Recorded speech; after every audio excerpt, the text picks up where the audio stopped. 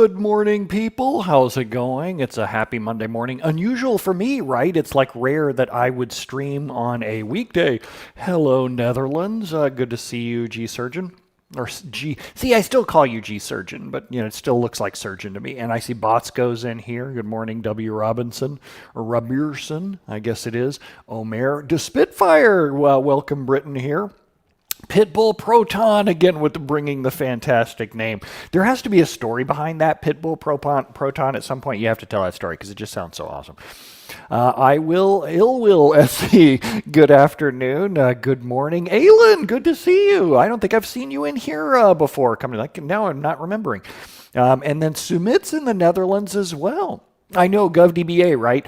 So I was supposed to have jury duty last week and this week. And I, of course, obviously ended up jury duty getting canceled with the whole COVID-19 thing. So I ended up deciding that last week I was going to take off the week and go to drive up to Malibu. My wife and I drove up to Malibu, stayed in a beachfront hotel, and just sat and listened to the ocean. Man, I'm in trouble. Like, we really love hearing the ocean. And Jim, good morning. Jim and SQL Dev DBA. Dang, it's a whole weekend crew. We're all in here in the weekdays, too. But man, we had such a great time sitting by the beach and just, usually when I go away and sit by the beach, I try to bring a notebook and I go through and build out my list of things that I want to do. Good afternoon from France, Olivier. But this week last week I didn't do any of that. So this week I probably have some, like long-term life planning to do. Malik, good to see you again as well. PowerShell Freak, hi, good to see you for the first time there from Germany. Aylin, I don't blame you. So usually when I've been doing my weekend sessions, my sessions have been on the weekends just because it's early in the morning before my wife wakes up, that kind of thing. But so this week now, last week I was in Malibu. This week now I'm just going to stream while I work, basically. I've got a whole bunch of tasks lined up that I want to work on this week. My big goal this week is I really want to be able to ship a new Fundamentals of Database Administration class.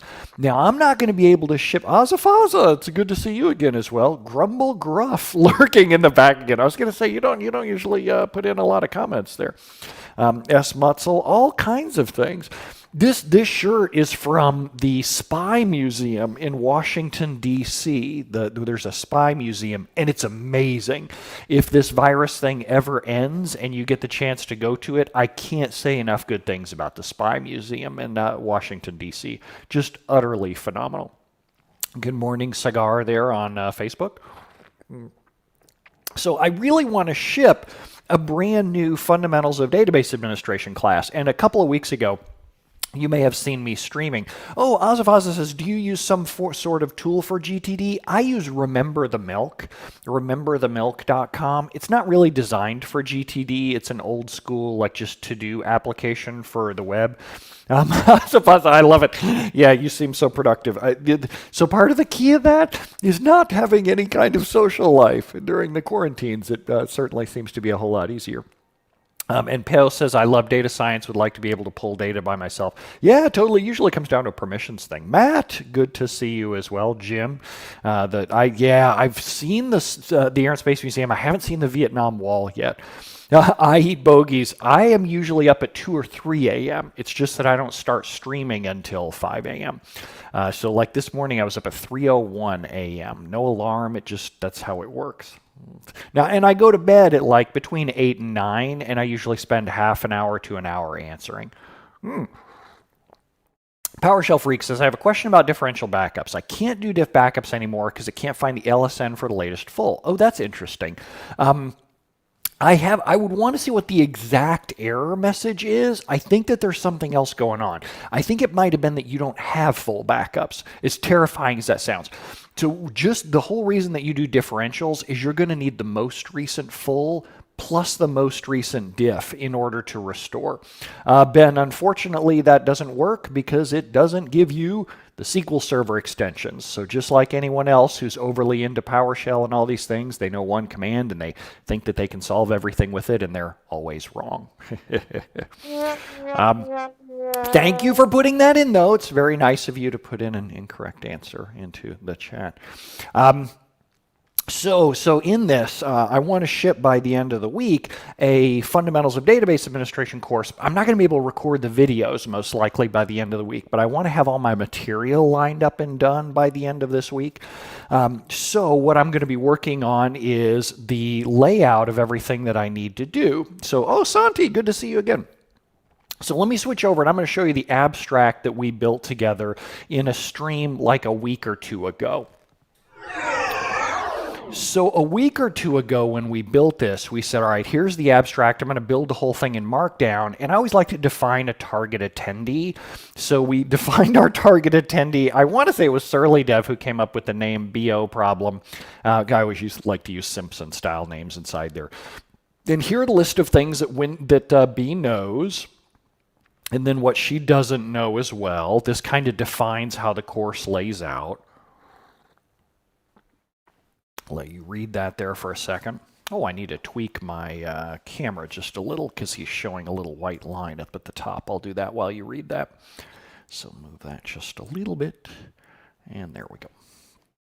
So that's what she knows and what she doesn't know. And here's what she's going to learn in the class. Now, this, you don't have to read through this because it's going to be epic long. It's going to have all kinds of stuff inside here. It already does have all kinds of stuff in here. Frankly, more than I can teach in a day, which leads me to other problems that I'll uncover as I go through and build out the material, trying to figure out where I'm going to edit things. And whenever I have a class that I want to teach and it's more than the target length, what I try to do is figure out, no, Santi, I will do a webcast with that this week, but I won't, or I'll do it after I get done building the blog post. So it'll be like an hour and a half. Ooh, the last full backup was deleted. Yeah, so you got to do a full backup. Yeah, unfortunately, you got to go do a full backup there. So in here, there are going to be things that I'm going to declare as out of scope and that I'm not going to have the time to teach them. And as I went through this whole entire list of everything that I wanted to teach in this class, I started realizing that I wanted to teach it in an Azure Data Studio notebook. W. Roberson, it's Typora. You can see it right up at the top of the screen there, Typora. I don't usually use Typora. The only reason I'm using it is because I'm running in a Windows VM just for streaming. I tend to like to use Windows VMs when I'm streaming because I work in a Mac natively, and I'm not quite ready to show you that quite yet. Only because I think most people would be alienated by the work involved in working on a Mac. They're like, oh, that doesn't look like what I'm used to. Which is actually a good thing about Azure Data Studio. So Azure Data Studio is cross-platform. It works on Windows, Linux, Mac. And as I'm looking at the stuff that I want to teach, BO problem, as I'm looking at the stuff that I want to teach her, I go, you know what? I don't know that I really want to teach this inside SQL Server Management Studio. And that's kind of a big departure for a lot of folks. A lot of you in here are probably used to doing your work in SQL Server Management Studio. But really, Azure Data Studio has a lot of interesting tools for teaching and learning. It's a little easier to deal with things like notebooks inside of Azure Data Studio. There's a little less intuitive over in Management Studio. So as I'm looking at everything that I want to teach BO problem, I'm like, you know what? I actually want to teach her inside of Azure Data Studio because +2, if she's learning about PowerShell, she's probably going to learn about PowerShell notebooks, which are also inside Azure Data Studio. So I figured out and decided that I want to Right. So yeah, PowerShell Freak, that's kind of above and beyond what I can tackle here quickly. So I immediately want to go off and start troubleshooting that, but it's way beyond the scope of what I can do quickly here.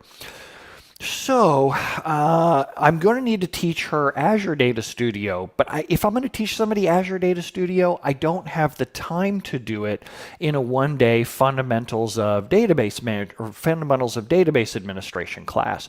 I need to ship that as a blog post and make it part of the prerequisites. So to show you what I mean, I've got the product page already up for Fundamentals of Database Administration, along with a new piece of art from our cartoonist, Eric Larson. I always just am tickled pink with all the stuff that he does in terms of graphics. So for this one, I'm going to kind of reword the class description a little bit to make it be like, hey, look, I'm your senior advisor here. I'm going to give you the real rundown. Is the kind of exactly very much bad guy, which I love about that. That's kind of cool, but I gotta work that into the class description a little bit. So here's the product page. Let me zoom in a little bit so y'all can see the product page. Move down. So this is you're a systems administrator or developer who knows how to create a VM, install Windows, how to troubleshoot it. You've got a couple of production SQL servers with around 100 gigs of data or less, and you're responsible for backups, uptime, patching, and so forth. And you have no idea what you're doing. So in this one-day class, here's the stuff that you're going to learn. So I'll let you read through that. And then prerequisites. You need sysadmin level access on one production SQL server. We're not going to be doing Azure SQL DB or Amazon RDS. This is not about development servers. This is strictly about production servers. And then there's this line right here. And this is the part that I got to fix this morning. Install Azure Data Studio on your desktop, not the SQL Server itself, by following these instructions. And these instructions is going to be a link to a blog post. And that's the blog post I got to write this morning. Now, installing Azure SQL Data or Azure Data Studio looks really easy when you have people like Ben going, get that chocolatey, and it doesn't actually work. So now the chocolatey part does work if you have chocolatey installed and all that other kind of stuff, but I need to have them do the bare minimum of tasks available in order to get across the finish line to get them into the class. And when they install Azure Data Studio, it has to be able to query SQL Server, which Ben's command would not have worked. So let's go do that. I've got a blog post shell started up here where I'm going how to install Azure Data Studio for SQL Server work. And I don't like that title already. To work with SQL Server. Let's change that around. And then I'm going to go write this. I'm not going to publish it immediately. The date I'm going to publish it is actually going to be, let's go look around and see at my calendar. We'll say the 9th. So July. Oh, Dave, welcome to the club. Oh man, you've been around here for so long. I just kind of assumed you were already subscribing. So July what did I say it was? The 9th, I think it was. 8:15. Okay, Dave's a regular around here, so he gets a round of applause. So now I gotta say, I'm gonna write up the instructions on how you go and install Azure Data Studio. Now, throughout the course of the next, half hour, 45 minutes, I'm going to take screenshots as we go through. I'm actually going to install it here on this VM and do the things that are necessary in order to get it to query Microsoft SQL Server. So let's start by going and Googling. We'll say Azure Data Studio download. And download and install Azure Data Studio. Do I want to point them to this? Do I want to point them to this or GitHub? I'm always kind of torn about where. Let's look at the GitHub release page. Dave, I know that feeling. I had the same kind of feeling when I first started. I could probably write a blog post just about that as well. Bots go, yes, there is, absolutely. It's a Century 1 Plan Explorer. I'll show you extensions as we go through here. So GitHub Azure Data Studio. Let's look over at the GitHub page and let's see if the installer experience, you know what? I don't want to send them here because boy, you look at that and it's a big wall of text. Okay, so I don't want to do that. I'm going to go over to this page then. So we're going to say download and install Azure Data Studio. I'm going to say there's going to be an intro. We'll go here. And I'm not going to bore you by typing out the intro just yet. We'll get straight to the meat of this. Go to Microsoft site, and so download, we'll switch this around, download Azure Data Studio on your desktop. So copy that, boom, download and go to Microsoft site, and you don't need to install. Surly Dev, welcome, good morning, sir, or good afternoon, as it may be for you. Do this on your desktop. Do this on your desktop, not the SQL Server itself. You always want to run management tools from your own machine to reduce the overhead on the SQL Server itself. And after it downloads, install it. Just accept the defaults. Accept them. So now let's go do it on ours. So let's go download. I'm on a Windows, so I'm going to go take the user installer, and then I'm going to go run it. And we're going to make sure that there are not any gotchas around the wizardy process. Yep, I'm going to accept it. Yep, sure, I'll take the defaults. I'm fine with Azure Data Studio. Requires shell restart. Part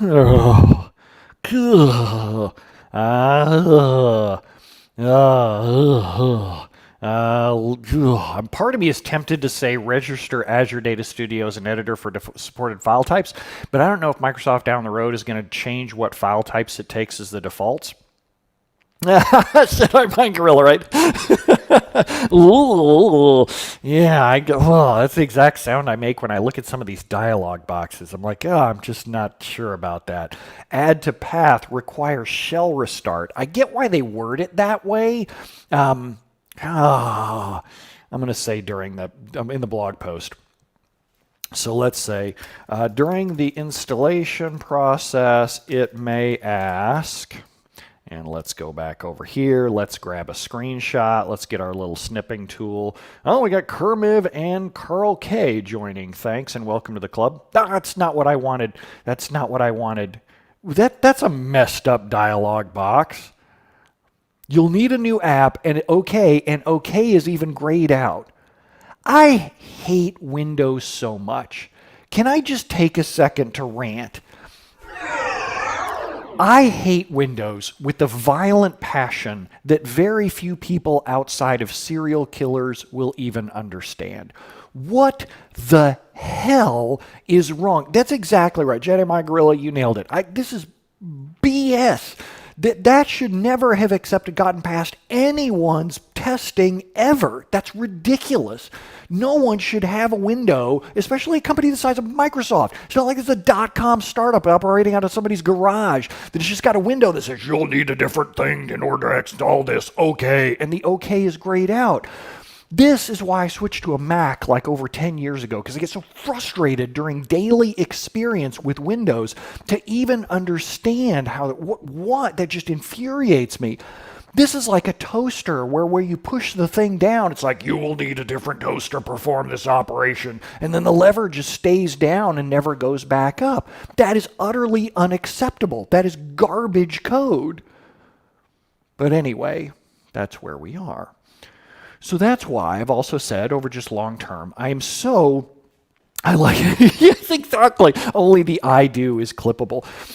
I'm just mind blown by that. And so every time I have bought multiple Windows machines, I bought multiple desktops over the years going, this is going to be the time when I switch back to Windows because I want to go back. I love Microsoft Office. Office on the Windows is amazing. It's fantastic. It's so good.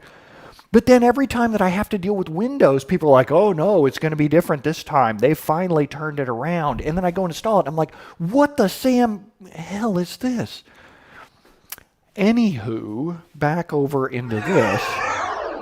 So you'll need a new app. God bless.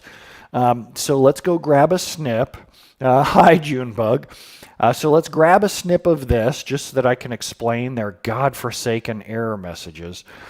Save desktop. We'll put it on downloads, sure. Azure Data Studio install. And just to be clear, I'm not upset about this window in Azure Data Studio. It's a BS window in the snipping tool. Utterly ridiculous. During the install process, it may ask, and then let's go put this in. Add media, upload files, and it's that guy right there, and then we'll explain it. During the installation process, it may ask, you don't need to register Azure Data Studio. You can leave the checkbox. Yes, I agree. You can leave the checkbox for Guillermo. Welcome to the club. Thank you. I appreciate it. You can leave the checkbox enabled for add to path. And no, I have no idea why path is capitalized. But you don't need to restart immediately for the purposes of this blog post. Nor do you need to do it quickly. Okay, so that's the first thing that they're going to go do is download that. I'm going to save my draft here, and I'm going to continue going with the Azure Data Studio install. And Drew, I agree. Yeah, I look at that user versus system installer, and I'm like, that's the world's worst way to explain that problem. There needs to be a different, see, Surly Dev, that's another thing that just I don't even want to go into. So click Finish Text, it's set up, launch Azure Data Studio. Okay, so we'll launch Azure Data Studio. Woo! Okay, so now we're past the first hurdle. We have Azure Data Studio installed.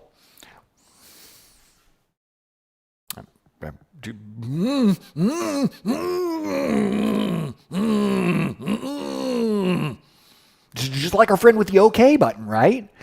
Help us install this by allowing us to do something. Is there a not OK? Nope, there's just a read more, and that's all it is. So let's go ahead and close that. Preview functions are in order to be fully supported and for some actions to be available. Would you like to enable preview features? Yes. So I'm going to go back into the installation instructions, and I'm going to say that. Launch Azure Data Studio. After the launch, it may ask if you want to enable preview features. Click, and if so, click yes. Okay, so we got that. So we got Azure Data Studio installed. Banu, welcome to the club, Banu. Thank you. So we'll say launch Azure Data Studio. And well, it's interesting that I don't even want to know why Control B isn't working. There it goes. Okay, so now we've got that installed. So now I've got Azure Data Studio. So now what do I need to do next? Next, I need to get it so that it can connect to Microsoft SQL Server. God bless Ben, but abuse sysadmin, that unfortunately, there's got to be hills that I'll choose to die on, and I'm not going to die on that hill. I love that you suggested it though. So now the next thing that I got to go do is I got to get it so that it'll connect to SQL Server.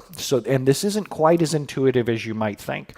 What we need to do is we need to go to extensions, and of course now I have to tell them what button to click on because it does it have anything about file? Can I get to install? I don't want to do that. I want to do it from the store. I don't think I can give them. I can click View and Extensions or Control Shift X. Open the extensions pane, click View Extensions, or use the keyboard shortcut. I'm not going to tell them to use the keyboard shortcut because God knows that or how that's going to start up. So register for the trial. F1 install. See, that F1 becomes a little tricky. So what you got to remember is that for cross-platform people, F1 may not do what you think it's going to do. PowerShell Freak. PowerShell Freak, let me tell you a little something, because I think you're a nice person and you're brand new around here. I have a lot of problems with PowerShell people. The reason why I have problems with PowerShell people, I'm going to switch cameras for a second. This is just between you and me because I like you and I think you're a good person. But a lot of PowerShell people, they like to think that things are a hammer. And they're like, hey, I know about this hammer and you should try this hammer. And then what they don't realize is that the hammer is made out of solid glass. And then when they hand it to someone who needs to, hi, Sinval, thanks for joining. So then they hand people this glass hammer and they go to use it and then it shatters in a million pieces. I use a Mac, like many people out in the world. I use a Mac, and if I hit the F1 key, that changes my brightness. Let me tell you why that's important.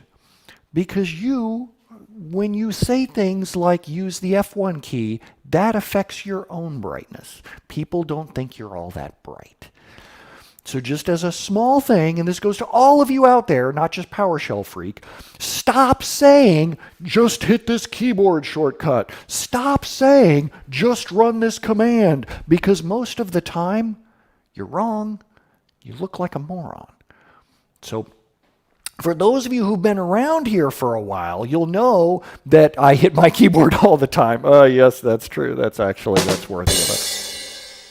So those of you who've been around, I understand that you meant open the command palette. I understand that you meant that in some alternate universe, I would be using your keyboard. I am not in that universe. So here's just as a pro tip, for those of you who've been around me for a while, you will recognize this tip. Whenever you think you have the right answer and you want to give someone the right answer, never, ever, ever, ever say that this is the right answer. Instead, what you always do instead is you say, my friend told me, or I read somewhere once, so that way you don't look so damn stupid. That instead you say, oh, I read this over here about how, then that way it's totally okay. And it's not you who looks like the complete and utter moron. It's just your friend who looks like a complete and utter moron. I've only had one espresso this morning. It's true, believe it or not. Does the Mac have an any key? I know, right? Gee, Surgeon, I'm on a roll this morning, and this is only my first espresso, so today is bound to be a very long day. This is what happens when I work with Windows and I install Microsoft products. Going in from the beginning, my blood pressure starts. Next thing you know, I got to go in for a physical. PowerShell Freaks says thank you for the tip. Now, and also I should be fair too, PowerShell Freak, the whole reason that I love working in front of y'all is that y'all teach me things all the time. This is seriously the big gain for me in streaming. I love streaming because it's like having dozens of smart, my boss friends, that's hit F1. It's like having dozens of smart people with way more experience than me peering over my shoulder while I work, and y'all solve all kinds of problems. I can't even tell you the number of times that I've been in the middle of a demo and I'm like, I don't know why this doesn't work. And somebody from the crowd points out, and I'm like, oh, y'all are just amazing. It's so much more fun than working by myself, right? Plus, it's like the only other person inside my house is my wife, and as soon as I start describing what I'm doing technically, she's like, oh, I think I hear the dryer, you know. And it's not that she's not technical. She's technical. She just doesn't want to get involved with this. So she's not that technical, though. This guy reeks of MS Shell. And when you say this guy, I wonder which guy it is. It's not PowerShell Freak, though. He saying F1, that's totally okay. And if you think that I'm in Microsoft Shell, oh, buckle up, because I am not. All right, so so many bad stories there. People are like, what, Brent, why doesn't Microsoft do what you say? Well, hang around and you'll see why Microsoft doesn't do what I say.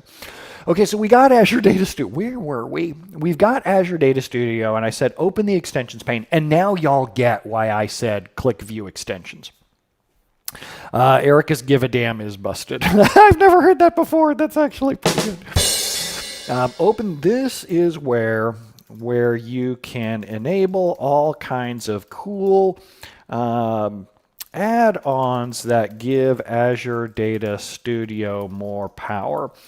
Here today we're looking for a power-up that will give us the ability to query Microsoft SQL Server. And so now let's go find it in the list. Let's move this over here a little bit so y'all can see a little better. So we're going to click View and then Extensions. I would click View Problems, but oh, God only knows. So let's click View and Extensions, and then here let's go search for SQL Server, and let's see. I want to give them the bare minimum of things in order to click in and make it work. That might be, I wonder if they did add. I wonder if they added the ability to query SQL Server built in, or I wonder if that was one of the preview ones. Let's go see if we can actually query. So let's go into connections and add connection, and let's go see if we can connect in. Database. Oh my God! Oh my God, they have it now. Okay, so that's good. That's actually phenomenal. All right, so I don't need to add that, but I do need to add the rest of the admin stuff. So SQL Server Agent, I'm going to do SQL Server Agent. So let me, I wonder if there's a... Oh, the admin pack I think I also need. Does the admin pack have everything that I want? The admin pack has everything that I want. Oh, but it may also have other stuff. I don't really need profiler and I don't need import. Agent is a big one that I need. Agent's probably the only one that I need. So let's go with SQL Server Agent. PC Egley. Welcome to the club. Or, not well, you've been here before. I know who you are. So we need to go. So this power up gives us, we're looking for a power up that gives us the ability to manage SQL Server agent jobs. So type in SQL Server agent in the search box. And come back here. So we'll type in SQL Server agent and then let's see if it, oh, beautiful. Okay, great. Let's go get a screenshot that supports the story we're trying to tell. And then new, and then I always kind of want to get it to make, that's there we go, that's fine. And then we'll save it. Save SQL Server Agent. Hi, Bhushan, over on Facebook. SQL Server Agent, and then let's come back in over here. And add that media. Now, normally I'm really good about when I have my own workflow for Windows or for Mac when I'm doing blog post authoring. Move it around just a little bit here, and then I usually just drag and drop stuff into here, so that works a little better. Hi, Sanjay, over on YouTube. Insert in. And click, oh, that's kind of ugly. And click the install button. Which button? It doesn't matter. Microsoft just likes to make it easier for you by spraying identically named buttons all over the screen.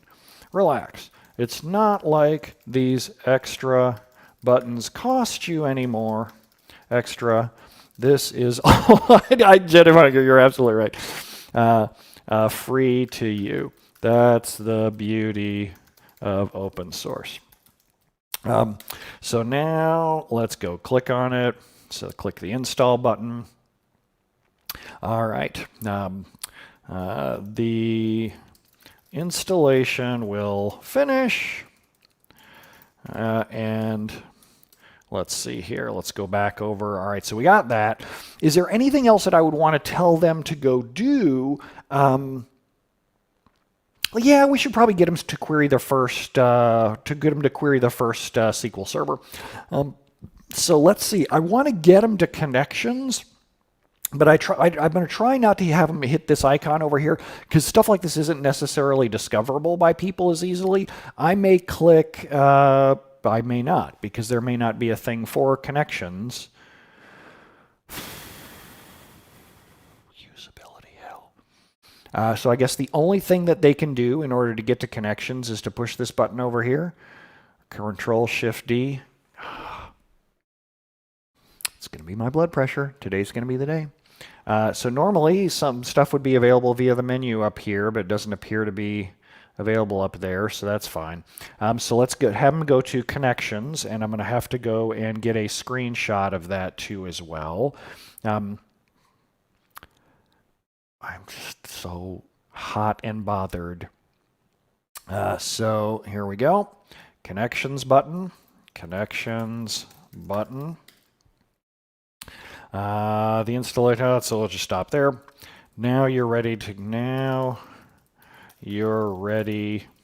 to connect to a SQL Server.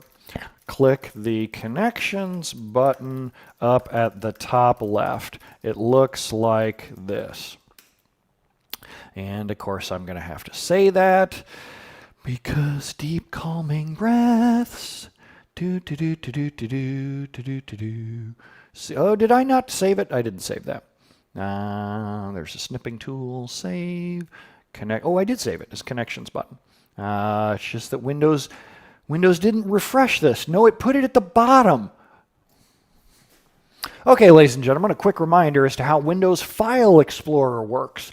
Over here, as you can see up at the top of this column, there's a little arrow next to Date Modified. That shows that these files are ordered by the date they are modified. So the things that are freshly modified are all up at the top, right? Wrong. The one that's brand new, the most recently modified, is down here at the bottom because WTF. Seriously? Windows, how big is Microsoft as a company? And they can't manage to figure out that when a new file comes up, maybe that no bots go, I don't need to refresh. You've been programmed by all these years of really crappy Microsoft products that they need to refresh. WTF. Why is it the end user's responsibility to go in and refresh a view when Windows refreshed that view already? Yeah, Elka. That's ridiculous. This is so crappy. This is such a BS operating system. Anyway, anywho, let's click view and then, so up here in the view, there's a refresh, right? Right? Where? Where's the refresh button? I swear to God, what a piece of junk this is. Come on. And Richie's in here. It's your fault for using Windows. Richie, you're missing. I'm like, this is my third rant in this morning about how bad Windows sucks. Wouldn't you think that the refresh button would be under view? Where the hell? Yeah, exactly. See, you're all on wonderful. I love ill will. You did a very good job of that right there. And Botsko, I like how you said that too. So I bet, because it's ridiculously unexcusable, I bet if I right-click in here, sure, of course there is. You have to know to right-click in the window and hit refresh. What a piece of junk. Just an utter piece of junk. Insert into post. So now I'm going to align that to the left. The connections, you can also access the connections, and I'm going to move that around. I'm going to put it over at the left of the first paragraph, and then put that up here, paste, whoops, and then visual. Let's make sure that it looks like the server button. Botsko is in by the search bar? What the hell is search? That makes no sense. It's not your fault, Kooky. It's Microsoft's fault, obviously. Botsko says, on the question on the topic, how did your transition from Mac to PC pass? And Mickey says the refresh button is to the right of the file path. The hell? How are you supposed to know that? This is like reboot, right? That doesn't even make sense. Botsko, okay, so about the transition between Macs and Windows. I actually wouldn't make the transition today. If you're happy, if you're used, no, don't apologize. It's totally okay. Because I do get that question a lot. People will see me lose my mind about how bad Windows sucks, and they're like, oh, so is Mac easier? The problem is that transitioning blows. Transitioning from one OS to the other, because you have so many habits that you're used to, and you're like, why would anyone do it this other way? So all the stuff that's inside Windows, you're so ingrained into, you're so used to seeing it a certain way that you'll be frustrated if somebody does it another way, even if that way seems more intuitive and reliable to other people. So I don't know that I would switch from Windows to Mac today. And with Mac's transition to ARM processors on the horizon, I really don't know that I would switch right now. This was even one of those moments where I was like, oh my God, should I try and switch back over again? But I'm not going to try and do it instead. The switch is hard, breaking all your, like, the keyboard combos that you're used to. SQL Dev DBA says Parallels is great for that transition. VMware Fusion, same exact kind of thing. So I use VMware Fusion. It's not that it's any better. To me, they're 6 of one, half dozen of the other. VMware Fusion does offer containers support. I'm not using it yet, though. I don't have an urgent need for containers right now. Okay. So we got the connections thing. So back over on that. So click on the connections button at the top left. It looks like a game of kicks.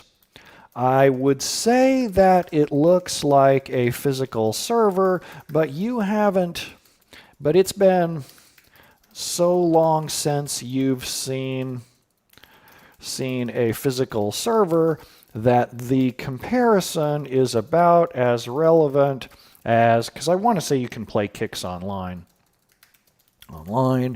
Yep, through, there we go, perfect, that's so good. And for those of you who have not played Kicks before, all right, let's see here, up, down, left, right, and then start and select our enters, X and A. Oh, this is going to be a little tricky. So let's see here, enter, enter, one player. And here we are. So with Kicks, you control a little, oh, I guess I can't control them inside here. Maybe I need to click in it. Oh, I'm not moving. Oh, it's too late. I should be able to click inside there. Oh, well, anyway, Kicks is amazing. I really love that game. So I will be over here playing that in my Mac in between breaks. So it looks like a game of Kicks as a Nintendo game. You can also access connections window by clicking, I know, right? There are only going to be like 5 of us, but Joris, you're old enough that you're going to get that as well. So you can also access connections by clicking, what did the little pop-up say? Control-Shift-D. Control-Shift-D. So Control-Shift-D, just to make sure that that actually works. In here, and I'm going to remove this list of servers, and now I'm going to go say you need to add a server, so you're going to need to point to the server that you're working with. So click on the little, click on the new connection button. Click on the new connection button to add a connection to your SQL Server. And then let's go back and get, whoop, come back here, little buddy. And so I'm going to get a screenshot of this tool immediately makes my blood boil. Oh, I should fill mine in before I take a screenshot. I'll fill mine in just so that people can see it. I want to say that my VM name is SQL 2019A. I thought this was already launched, so it's going to take a second in order to launch because reasons. The thing with VS Studio Code, yeah, and I like that command palette. The command palette's kind of cool. I kind of like that quite a bit. Undocumented features, yes, exactly. I like the idea of the command palette. That's pretty nifty. Okay, it is SQL 2019. Okay, so SQL 2019, SQL 2019. David, you're welcome. Thanks for stopping in anyway. So the database, I'm going to pick my Stack Overflow database, and I'm going to pick, I'm going to call it production. And let's go get our screenshot again. Where the heck did our screenshot window go? New. And then highlight all that in. And save it. New connection.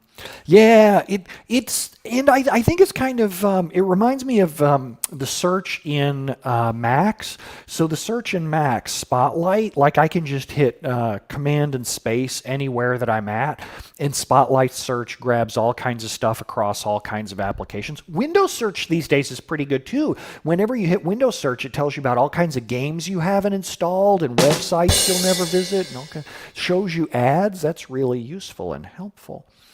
So I use Windows Server. Yeah, I use Windows Server inside there only because I want to use the same OS that clients use on their servers just to keep me vaguely fresh. I don't do a lot of Windows stuff these days. I tend to just delegate that to the client's Windows teams, but it's just nice to be able to at least still use the OS. So click on the new connection button and then fill in the details. For example, here's my server. It's connection details. And then let's go drag in the, now as you can tell, I have to go down to the bottom now for the new files. Piece of junk. So then go insert into the post. So here, my server name, So server is, let's go through and say, the DNS name or IP address that you use to connect, or that your where your SQL Server answers connection requests. This is usually the same as the server name itself, but if you have things like, or you have fancier setups like named instances or special or non-default port numbers, you'll need to specify those here. So that's the server name, authentication type probably Windows. Try that first. If that fails, you either don't have, get some yoga. It's true. Ted seems like a good name for a yoga teacher. You know, it's a very mellow California kind of name. Richie, what kind of yoga do you do? I'm curious. Because that's one of those things that I've always wanted to pick up at some point. Please don't say hot yoga just because you live in Miami. All yoga is hot yoga in Miami. If that fails, you either don't have access to the server or it's configured with SQL authentication.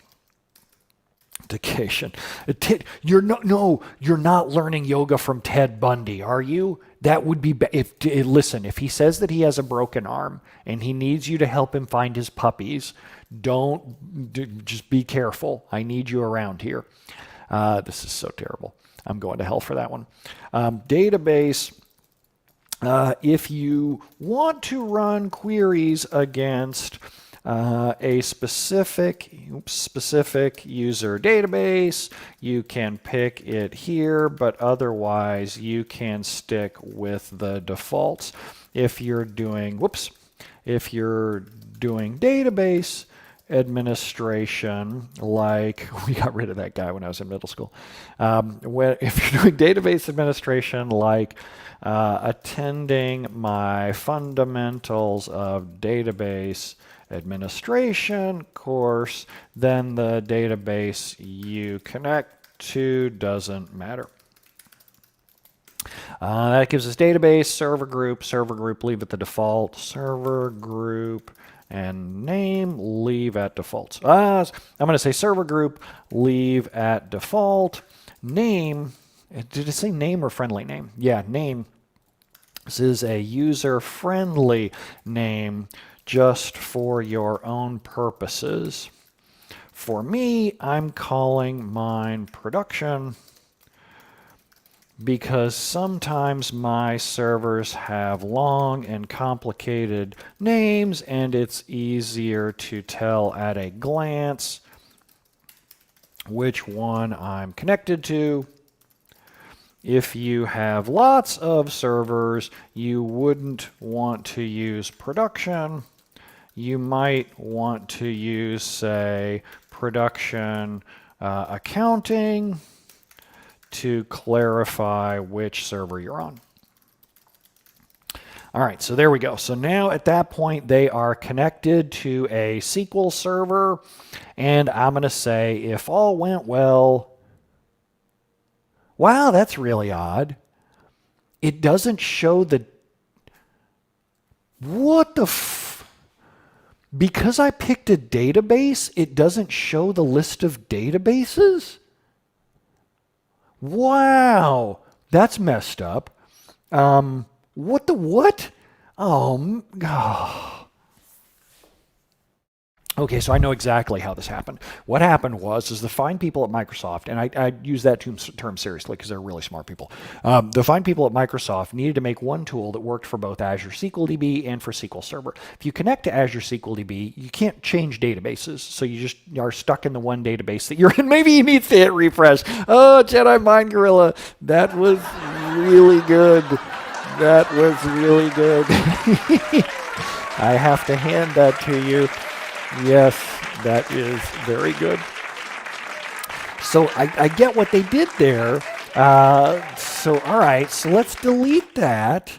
Oh my gosh. So I'm going to connect again, and this time, so I'll say SQL 2019, Windows, and then I'll call it production. This time I'm not going to pick the database, and I get the list of databases. Okay, great. So that's good because it affects what instructions I get here. So I'm going to say do leave at default. If you pick a specific database, then you won't be able to see the list of databases after you connect. Okay. Good. All right. So I think we're good there. So now I can say if all went well, you're going to see a list of databases. So I'm going to give them now I'll take one final screenshot and say if all was done correctly, new. So if everything was done correctly, that's perfect. So save Azure Data Studio connected. If everything went well, you'll see a list of databases. Databases like this. And then drag that in from Windows Explorer, which is now at the bottom of the list, and insert into the post. If things did not go well, then and you want to get support, need to get help, here are a few places to look. And I'll stop for a second and say this. It's for whenever I write a blog post, just because I have a lot of subscribers. I've got like over 100,000 subscribers on the email list, and I don't know how many. It's been a while since I've even looked at the blog to see how many hits I get on a regular day. Whenever people find this stuff via Google, they immediately want to ask their support questions down in the comments, and I don't want to answer support questions on how is Babby formed. So instead, what I want to do is direct people to other places where they can go and get support. So those places will be the SQL Help channel in Slack, the SQL Help Twitter, and the Azure Data Studio channel in Slack. I could also put them to dbastackexchange.com, I guess, as well. So let's say here are a few places to get help. And so we'll say the Azure Data Studio channel in Slack. Go here to get an invite if you're not in it yet. You pronounce weirdly Discord. I don't think there's an active Discord channel for Azure Data Studio. Whereas the Azure Data Studio one for the community, Microsoft actually pays attention to that. So here's Slack. I'm going to get the URL for Azure Data Studio, so we'll copy that out. So the Azure Data Studio channel in the community Slack. And so we'll see the invite is at dbatools.io/Slack. Okay, cool. So it's already redirecting me into the room. dbatools.io Slack is the URL though, so I'll copy that out and then go paste that over into the blog post. Go here to get an invite. And then the SQL Help channel in the community Slack. The SQL Help hashtag on Twitter. So let's go get the SQL Help URL. I think I've got it on my Slack page. And the only reason I say that is because I'm not in that room right now. Oh, I don't have it on there. Oh, I need to go add it. Let me go add it on that page too as well then. So I'm now going to go hop into the Slack or the SQL Help room and join SQL Help, and people are going to think that I'm going in there in order to answer a question, and I am not. Copy link. So SQL Help is where you can ask general questions, general tech support questions. And paste that into here. Paste. Oops, always do that. And then there we go. And then there that goes. I'm not doing that. Let's move this out of here, there, and then update. So now we've got the How to Do It SQL Help community channel. Let's make sure we got that link in. Perfect. And then the SQL Help hashtag on Twitter. I have a post on how to use that. Go SQL Help. And copy paste that out. Copy and paste. Paste. There we go. Just keep in mind that the folks on the other side of the screen are volunteers, so say please and thank you a lot when they help you out with your challenges. Okay, so there we go. I think that has everything that I want. That tells them how to go you install Azure Data Studio to work with SQL Server. So now let's go dump that out and hit schedule. Whew, oh man. Okay, so we're almost an hour in, and of course it's an hour in because we've spent a lot of time dealing with support questions with Azure Data Studio and with Windows, where I'm about to lose my mind. So it's about 6 a.m. here in San Diego, so I'll take a break, and then when I come back, we'll be looking at what I need to do next in the Fundamentals of Database Administration class. So we'll take a 5-minute bio break. I will go refuel my espresso. Not that having more caffeine is probably a good idea at this point in the day, but it is what it is. So we'll take a 5-minute bio break. Oh, we'll come back, just to make it easy, we'll come back right at the top of the hour. So we'll come back in 7 minutes.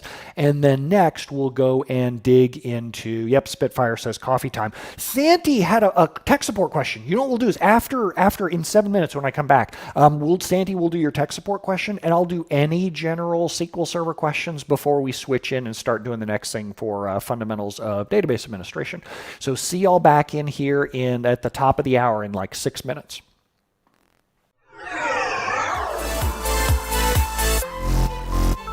Yeah.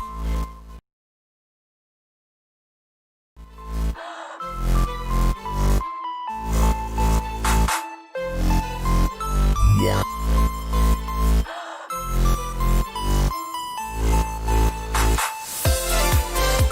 Yeah.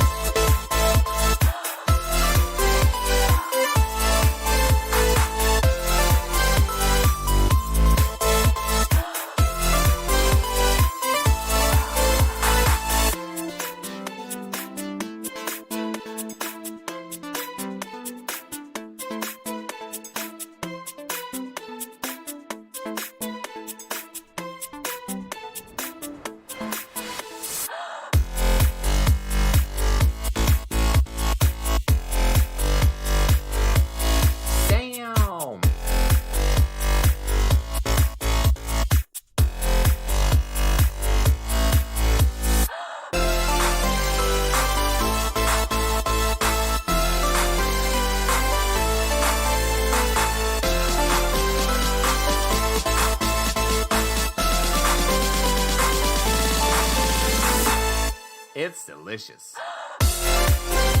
Yeah.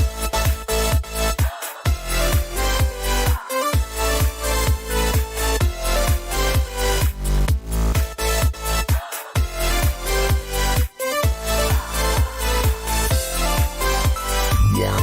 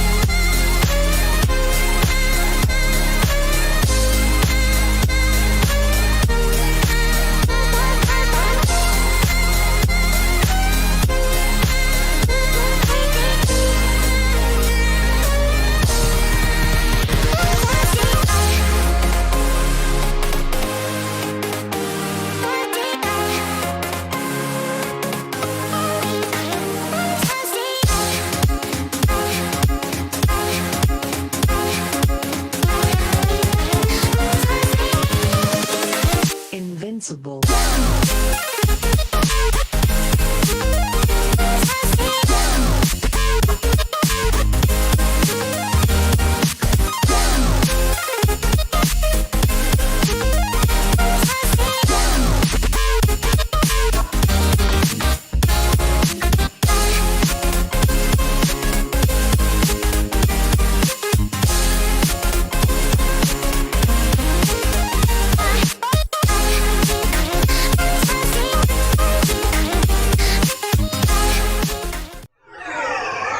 All right, welcome back. Oh, perfect timing, Naga. Thank you for subscribing. Very cool. Botsko says, looks like useful infrastructure. Oh, I see how you're talking. I think y'all are talking about like Azure Data Studio. Yeah, so Azure Data Studio is one of those cases where Microsoft's just slathering the Azure name on everything. I don't know. It's kind of like how Power was 2-3 years ago. It was like Power Pivot, Power BI, Power Desktop, Power, all these things, Power Query. Yeah, now evidently the new hot sexy keyword. I sometimes I think that people at Microsoft must get bonused by how often they use words. So .NET they used like several long time ago. It was like .NET IIS, and then it was nothing with that. Santi, you were absolutely right, Santi. That's true. A lot of it is decaf. Like this happens to be decaf at the moment, believe it or not. I know. Yes, decaf espresso. But for me, it's a lot about the taste more than it is about the caffeine level. I jump out of bed and I'm like ready to totally go tackle the world and do all kinds of rants, sadly. So Santi, you had a question earlier. What was your question? Remind me of what your question was and copy paste the question back in again, and then I'll go tackle that one before we go on and tackle the next piece inside of our fundamentals of database administration class, figuring out how we want to go do that. I have an Azure Pencil, and I keep forgetting to, or an Azure. Oh my God, see what I did there? I said Azure Pencil instead of Apple Pencil. Oh my God, see, Microsoft's even getting to me. So I love it thoroughly. That's true. Remember to post your friend's question. That's true. Santi says, I have a query where I have 6 tables joined. I am getting logical reads of 4,500 reads for a table which only has 3 rows. What am I missing? Oh, sure. So what's happening is when you read from right to left, top to bottom, so SQL Server decided to do something else first. It didn't decide to hit that table with 3 rows first. And what it probably did was it said, okay, for this other table that I'm going to go process first, for each row that I find in there, I'm going to go do a lookup over into this table that only has 3 rows. It didn't expect to find as many rows in the first table as it actually did. So as a result, it made bad decisions on everything else that it did throughout the plan. Oh, Matt, you have a point. I'm only supposed to use the SQL Server voice. So let's do a demo real fast, and I'll use the SQL Server voice. So I'm going to switch back over to SQL Server Management Studio, although I guess I could do this in Azure Data Studio, come to think of it. So let's go do it in SQL Server Management Studio. I'm going to switch over to the Stack Overflow database. I'm going to say select star, I'll zoom in too so that you can see it. Select star from DBO users U, where U location equals Miami, Florida. So let's start with this one. Hey, SQL Server, go tell me how many users are in Miami, Florida. And so SQL Server goes from right to left, top to bottom. First thing that SQL Server did is say, well, I'm just going to go do an index seek in on the location index, and I think I'm only going to find 13 rows. How many rows did you actually find, SQL Server? More than 13. So that ends up backfiring, and it'll cause a problem in other parts of the execution plan. So let's say, just to say, that we're also going to join to another table. Let's say we're going to say inner join DBO comments. Hi, good morning, Bert. Comments C on UID equals C user ID. So now all I've done is I've added join to another table. So what SQL Server is now going to go do is he's going to go find all of the users in Miami first and then go look up their comments. So we read from right to left, top to bottom. First thing again, SQL Server, I'm only going to find 13 rows here inside the users table for Miami, so I should go do this first and it'll narrow it down. Now, he's wrong about that, which also cascades into all of the rest of his estimates. He thought he'd only find 13 people, so instead, when he went to go find those 13 people's comments, he ended up doing a whole lot more work. Santi, in your query, what you do is in the plan, read from right to left, top to bottom. Find the first place where estimates versus actuals became way off, and that's the part that you want to troubleshoot. And it happened way before the 3 rows table. Now, I will say, though, that 4,580 logical reads is nothing. Like, I would not even worry about that at all. SQL Server can rip through 4,000 logical reads in less than a second easily. So that's probably not the big bottleneck. But hopefully that answers that one. Okay, next up, W. Robinson. Or W. Rabierson. See, I keep seeing your name and thinking it's that. Says, what would be a good alternative in your experience to stop saving files into a database? For me, I'd rather save the URL in the database, like save the file name of where the file is being stored in the database, but then store the file in something called and you might have heard of this before, a file system. So a file system is where you save files. I know, right? How awful is that? So Santi, the queries don't have an estimated time, though. So to do the actual times, maybe, but not an estimated time. So exactly, Android says, so a pointer database. Exactly, yep. So you just save the pointers in the database, but you save the actual files in something called a file system. File systems are great for files, and databases are great for relational data. That's kind of how that works. So D. Tovey says the file systems can get out of sync with DB. So sort of, what you do is you always only append new versions. You always only add new files. You never change existing files. Always add new versions. So that way, as you're adding new files and you're saving the new pointers into the database, if for some reason you need to restore the database to an earlier point in time, there will be extra files in the file system. That's okay, though. The point is, if you had to rewind the data to a specific point in time, the database won't know about those files, and that's fine. It's okay if there are extra files. It's just not okay if there are files missing. And you might be saying, so what happens if we need to restore the file system from a backup? That's where you start to do things like file system replication, SAN snapshots. I'm a really big fan of all of those. And Ricky said earlier, saving raw files into the database is one of my biggest regrets. Just to be fair, too, if you're doing like less than a terabyte worth of stuff, it's not really that bad. Yeah, elapsed time 289 milliseconds. Here, I'll illustrate 289 milliseconds for you. So if your users are coming to you to tune 289 milliseconds to get it to be faster, that's cool. That's how I got started working with Stack Overflow too as well. But when you get down to tuning 289 milliseconds to a lower number, that's where you don't want to rely on free questions that you post on the internet. That's where you bring in someone for hands-on consulting, because it's way beyond something that you're going to get really quickly in a Google type answer. D. Tovey says Oracle used to say it was faster than a file system to put files in the DB. That's true. A lot of relational database platforms will say that.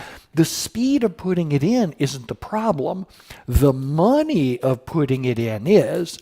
See, Oracle costs $47,000 a core for Enterprise Edition. Make sure you understand that correctly. Oracle costs $47,000 a core for Enterprise Edition. $47,000 a core, which means to license my iPad, 50 grand a core times 8 cores, $400,000 to license my iPad. Hell yeah, it should be faster than a file system. It should be faster than the Millennium Falcon at that kind of price tag. So the speed isn't the question. It's a matter of how much you're willing to pay for it, and most folks aren't willing to pay $400,000 for a file server. SQL Dev DBA says that course description, is that published? No, it's unpublished. It's not something that's publicly available yet because I haven't started selling it yet. And I don't have like a date on when I'm going to go publish it because it all just depends on my workload. This is the first time that I've ever started developing a course publicly, like showing it to y'all as I'm building it. And of course, there are pros and cons with that. If I show you the course while I'm building it, that also means you know the contents that are in it. So that's kind of a wild thing there too. I'm kind of taking a risk to some extent to doing the development out in public. So those of you who, it's kind of weird if you think about a Venn diagram, the people who follow me on Twitch versus the people who would buy the training class, it's not the same circles. And you could even say, that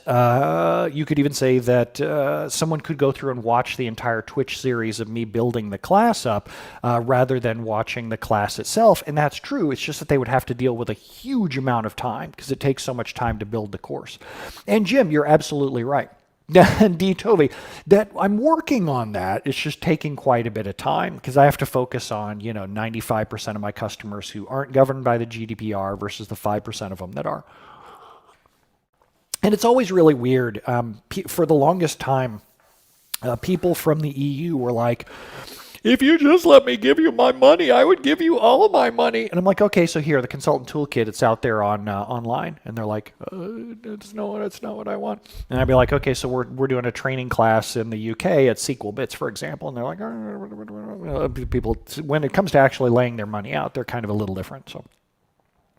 Okay, so now let's go on to the next part of writing the class. I'll put the outline back up on screen. So here is, as a reminder, the class that I'm working on, Fundamentals of Database Administration. My target attendee, what she knows, what she doesn't know.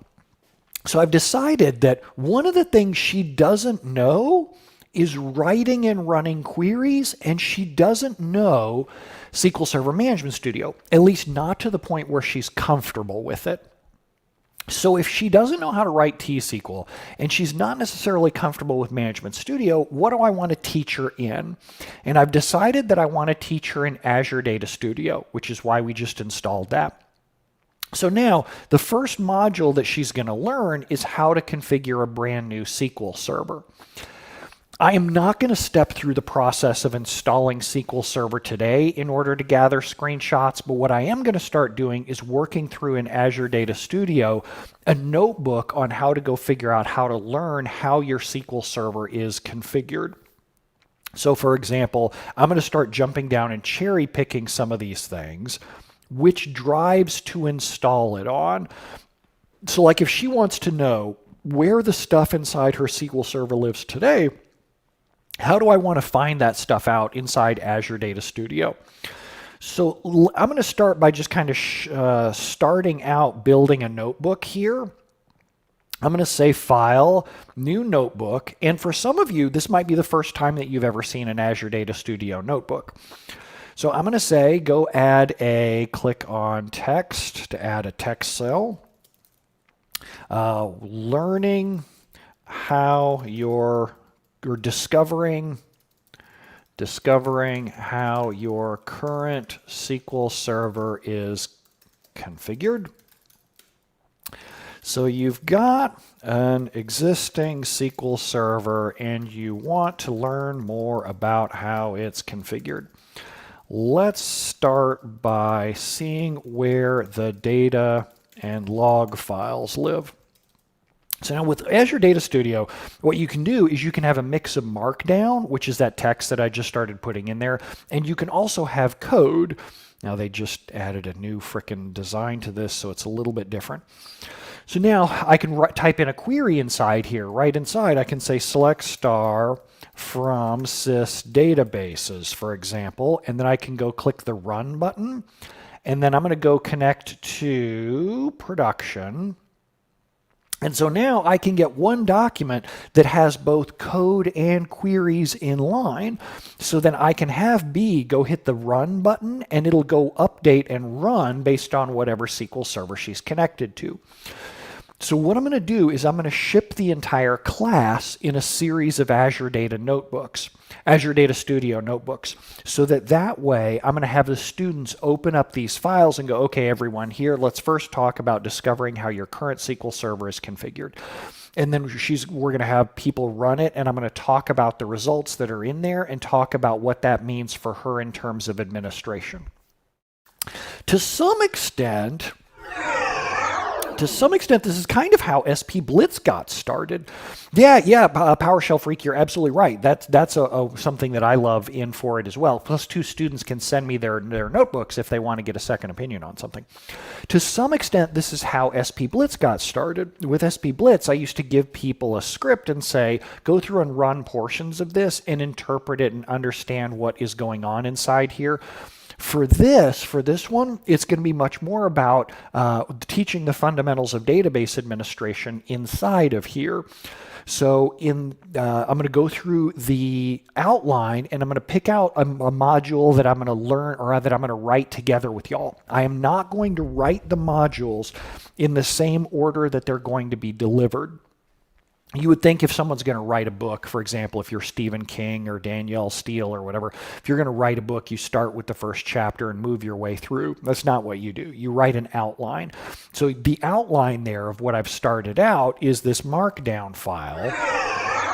So this markdown file here with what I'm going to teach her, just because this is the list of what I teach her doesn't mean this is the order that I'm going to teach her in. For example, the first thing that I'm going to have to get her comfortable with is running queries inside of Azure Data Studio notebooks. So I'm going to pick one, I'm going to cherry pick one that I think is going to be easy to write with y'all together. Ooh, how to configure and test backups. Oh, I like that a lot. Welcome to the club, Carlos. So how to configure and test backups. I like that a lot. So let's say back up here, how to, whoopsie daisy. I guess I got to click in here. How to configure and test backups. Everybody thinks they don't want to lose any data. Thanks. They don't want to lose data, and they never want to go down. Thing is, backups are hard. Let's start by looking at how your current backups are configured. You SQL Server stores. Ayapa, welcome to the club. Thank you. SQL Server stores history about your past backups in a system database called MSDB. We can see your SQL Server's most recent backups here. So now let's go. For this, what I'm going to go do is I'm going to go pull their most recent full backup for each of the databases that they have. Now, one thing that I wish I had was in IntelliSense, and IntelliSense in Azure Data Studio is kind of this is like the dumbest sense that I've ever seen. So if I say select star from sys databases, and whenever you query tables, you like to use aliases. So I'm going to say DB space, and then if I go inner join MSDB, and I should do master sys databases. Inner join MSDB DBO backup set, it all of a sudden, like, I lose all kinds of IntelliSense inside here. I don't understand what's going on with this, whatever. That is a valid object. Dumb Intel out IntelliSense, StupidiSense. So MSDB DBO, and I did backup, and I just get nothing. Backup is a keyword. That's not even what I'm looking for. So what I'm going to do is I'm going to go switch over to IntelliNonsense. That's actually pretty good. IntelliNonsense. So I'm going to go into MSDB, start a new query, and I'm going to say select. Does this zoom in and out? No, I don't want the Windows magnifier. I want the different sizes in. All right, let's go see. Let's go see how bad this is. Let's go into File Preferences and Settings. Let's see if there's a zoom.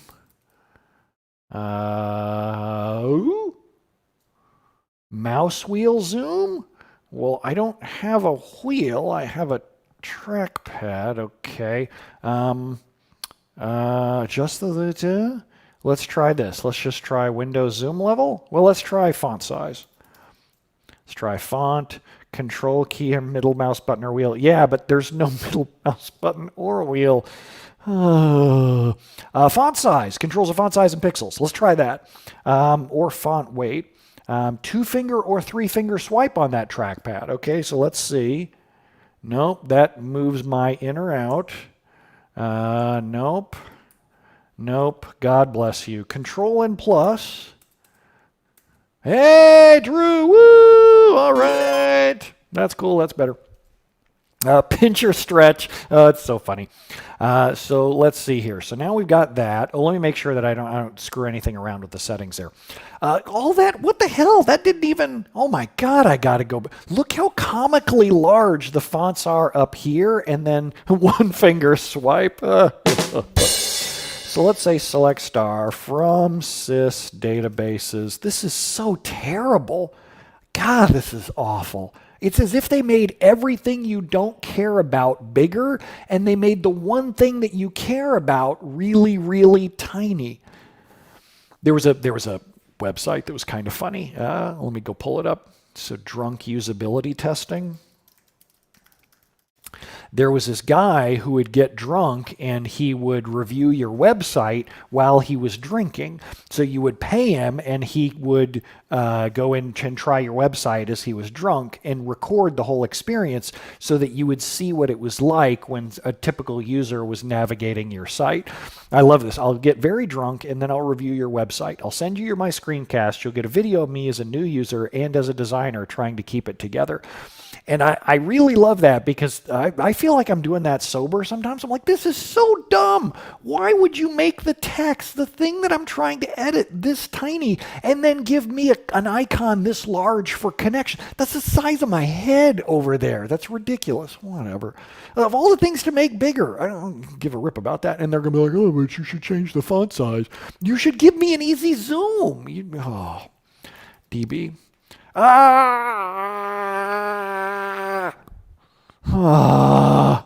So let me just show you what just happened there. That was so ridiculous. So new query. What the hell's new query now? All right, now this thing's so damn big.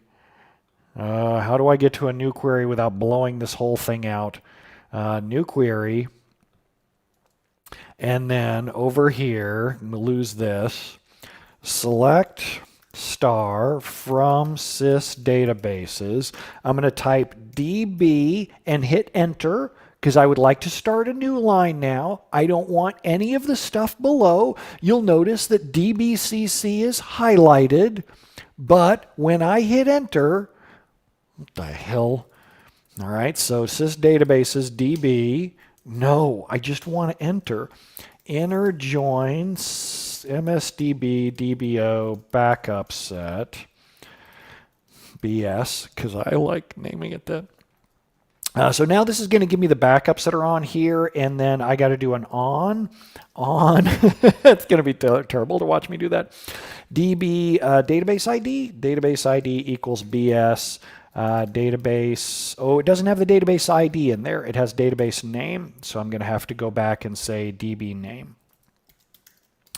You can hit Shift and Enter to overwrite that. Why should I have to hit Shift and Enter, though?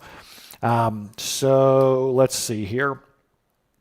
And Bert says add a space after DB. I think that might have been, well, I'm not going to go back and trigger my my ranting again there for a second. Just use Vim, it's better.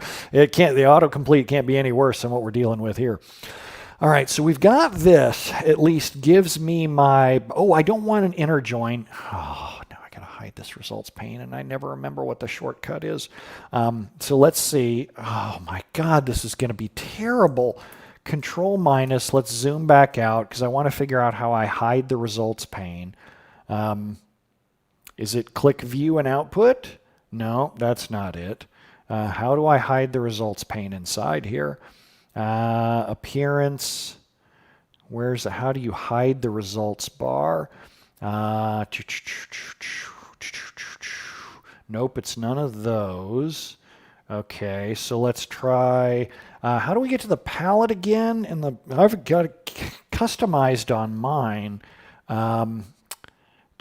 Command palette, Control Shift P. Let's try results. Just toggle query results. Oh, woo! Shift Windows R. Okay, thank God. There's going to be a lot of swearing going on today. So this is too, just as a side note, this is the challenge with developing content in a new medium. I know that if I built this class in SQL Server Management Studio, it would be faster for me.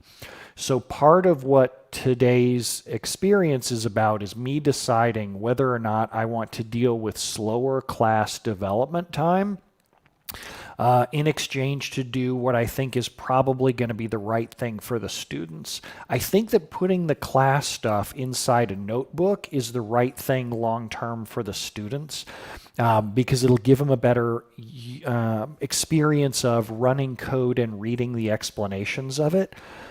But it gives me heartburn as a teacher because this tool is a piece of junk right now. It's getting better. It's getting better all the time. I have great faith that it's going to be amazing someday. It just becomes a question of, will I have a heart attack before it becomes good enough to use, or will this tool kill me? So back over here on our query, I'm not going to try to zoom it in anymore because it was just freaking unusable. Inner join, I don't want an inner join. I actually want left outer join. Trias says, I see an editor zoom action. So editor zoom, editor font zoom in, and it has no, oh, oh, oh, oh, oh, woo! Oh, yeah, that's better. Oh, that's much better. Whew, thank you. So let's go left outer join. So now, little by little, exact, and you know, this is how you build knowledge. This is how we all build knowledge about stuff. So we've got this. I said that I wanted to switch to left outer join because not all the databases may have backups. So I'm going to say DB name as database name. Now I want to get the most recent backup. I'll actually screw it. I'll just get all the backups that are inside here before a certain date. We'll go like the last 14 days or something like that. Santi says SMS is far better. It is, but I think it's one of those, once you're used to it, it's not so bad. Azure Data Studio. Plus, I really want this. Management Studio doesn't have this. If Management Studio had this, I wouldn't leave Management Studio. So we got left outer join backup set, and I'm also only going to get the full backups. BS type equals F, I think, is full. I can never remember if F is full or D. I think D is full. Full backups only. I think D is full. So let's go through and execute that. Oh, when you hit that, it doesn't actually execute. That's fine.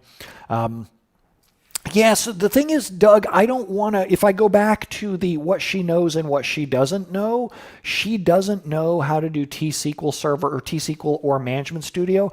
And I think most people don't understand how projects work either, or solutions work in Management Studio. So I'd rather teach her with Azure Data Studio because then she can use it for PowerShell too, whereas she can't use Management Studio for PowerShell.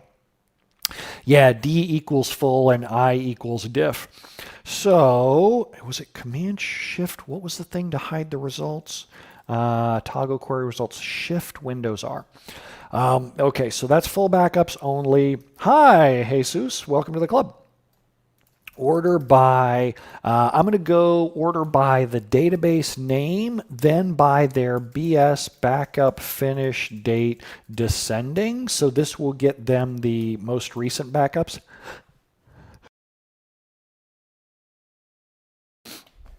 I used my mute button there. That was the first time. Did that work? Oh, it did. Oh, nice. Very nice. I've got a mute button on my Stream Deck now, and so I was trying to do that for things like, coughing and sneezing. Where? Thank you, Surly Dove. I appreciate that. And I need all the blessings that I can get, as evidenced by my rants. Where BS backup finish date is greater than date add D minus 14 get date. So just so that we're getting backups in the last 14 days, and then run. All right, so we don't have any. That's cool. Man, I'm never going to remember that. It was Win Shift R, Shift Windows R.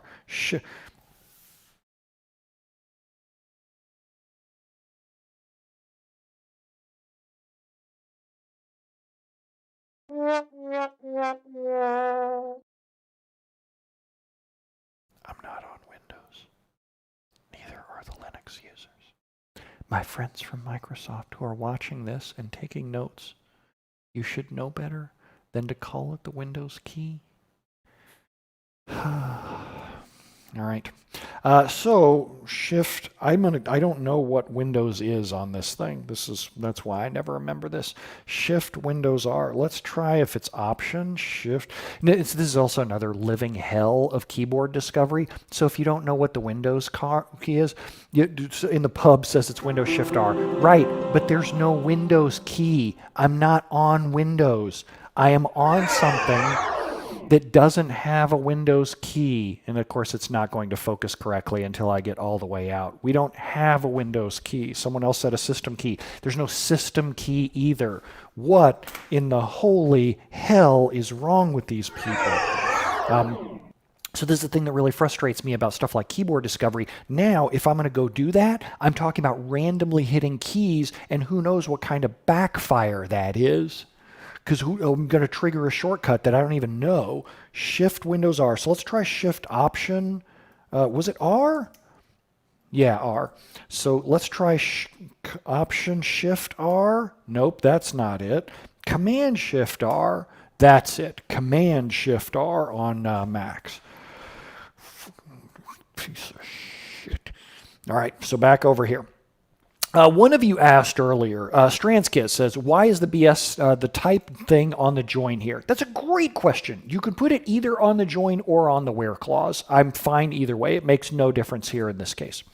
Cyborg says, aren't you running on a Windows VM? I wonder what it displays natively under a Mac. Yeah, that's a great question. But the thing is, the type of Windows VM that you're using doesn't dictate the kind of keyboard that you're using. It's really cool these days. You can run machines on different kinds of hardware. Isn't that cool? It's amazing. It's me being sarcastic. Teddy says, are you using dual boot? Nah, I don't use dual boot. I run a Mac Pro, which is like I've got 32 cores and 96 gigs of RAM. And I've got 256 gigs more on the way. But it's really fast to run VM, so I'm totally okay with that. Okay, so this gives me my most recent full backups, my most recent 14 days worth of full backups, and I should say BS backup finish date. So that's fine. And now, but for me to really test that, I need to know whether or not, I need to put some data into here. I need to have some backups. So I need to say, I need to go take some backups. Let's go back over here. Wasn't there supposed to be a list of, oh no, the databases is under here.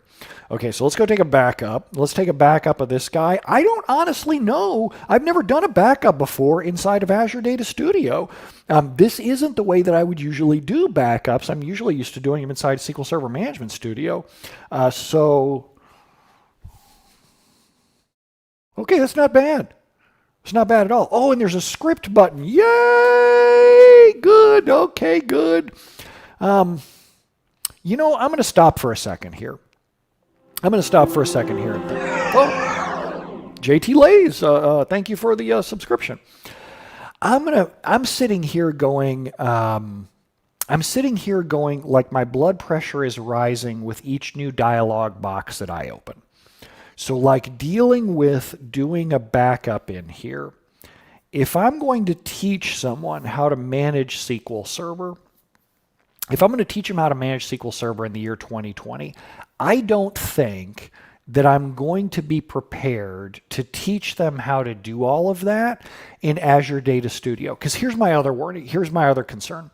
My other concern is that the dialog boxes are going to rapidly change over time.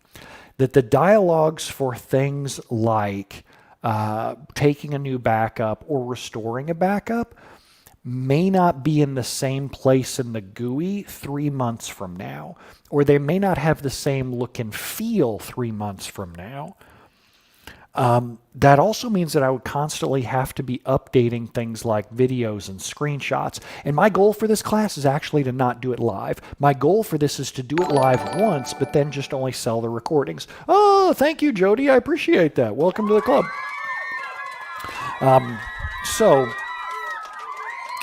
With that, I don't know that I really want to use Azure Data Studio for this. I was really thinking that that's the best user interface because it's going to let them jump back and forth between PowerShell and T-SQL. But you know what's really funny is just opening the backup dialog made me remember that all the times that I've tried to build stuff. I'm going to give you the examples Power BI. So a year, 2, 3 years ago, I shipped a Power BI First Responders Kit dashboard for DBAs.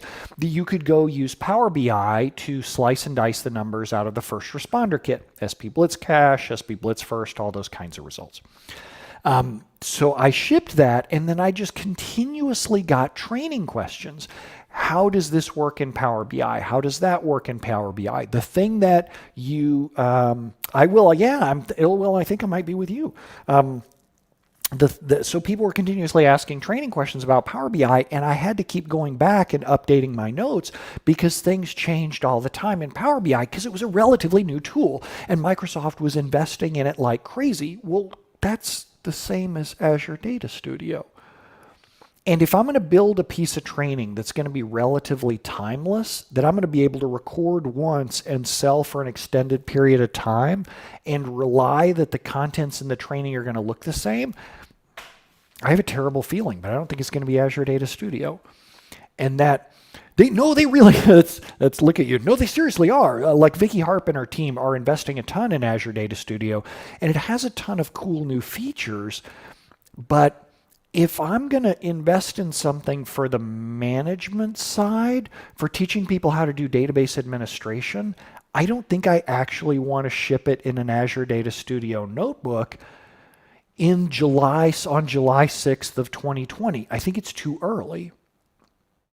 And that kind of breaks my heart because I really wanted to do this. I really wanted to do it as a notebook. I really wanted to do it. But this is also one of the risks of me learning this stuff and teaching it to you live as we go through it, is that I'm going to be, you'll see me make some of my changes and like shift gears and change ideas. I don't think I want to use Azure Data Studio. I don't know. I should ask y'all what you think. Because as I look at this, like I love Azure Data Studio for writing new T-SQL queries.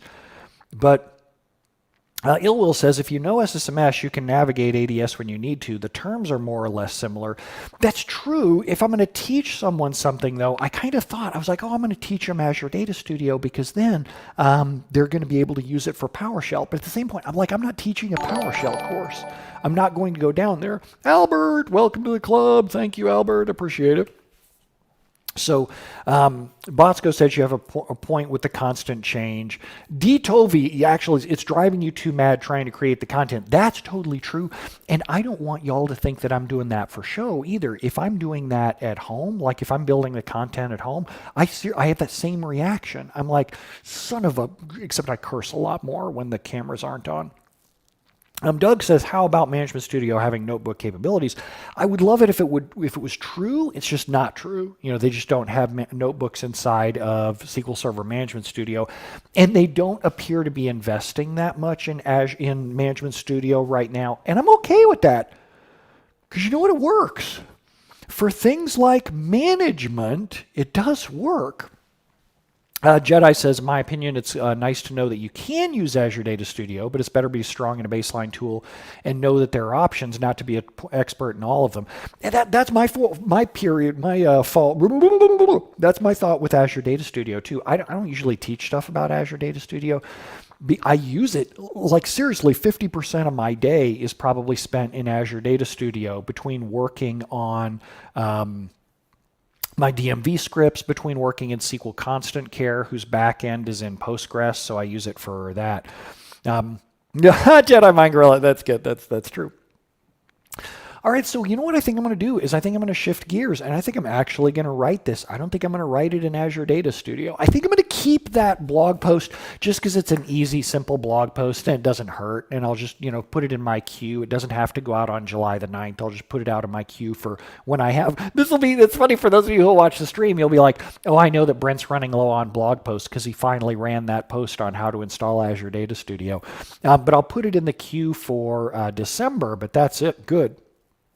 PowerShell Freaks says, in my opinion, Management Studio is good for beginners because I think every DBA uses Management Studio. You know what? Okay, so PowerShell Freak, you have another good point there. The other good point that is kind of behind the scenes in what you're saying is that if they're going to go Google for help, if they're going to go Google for how to help to get common tasks done, the thing that they're probably going to find answers in is probably going to be Management Studio, because there is so much documentation out there on how to use Management Studio for common DBA tasks. Yeah, I think that is probably another thing I need to consider. Okay, so let's stop here and we'll do a bio break. Before we do, I want to give a quick shout out to this week's sponsor.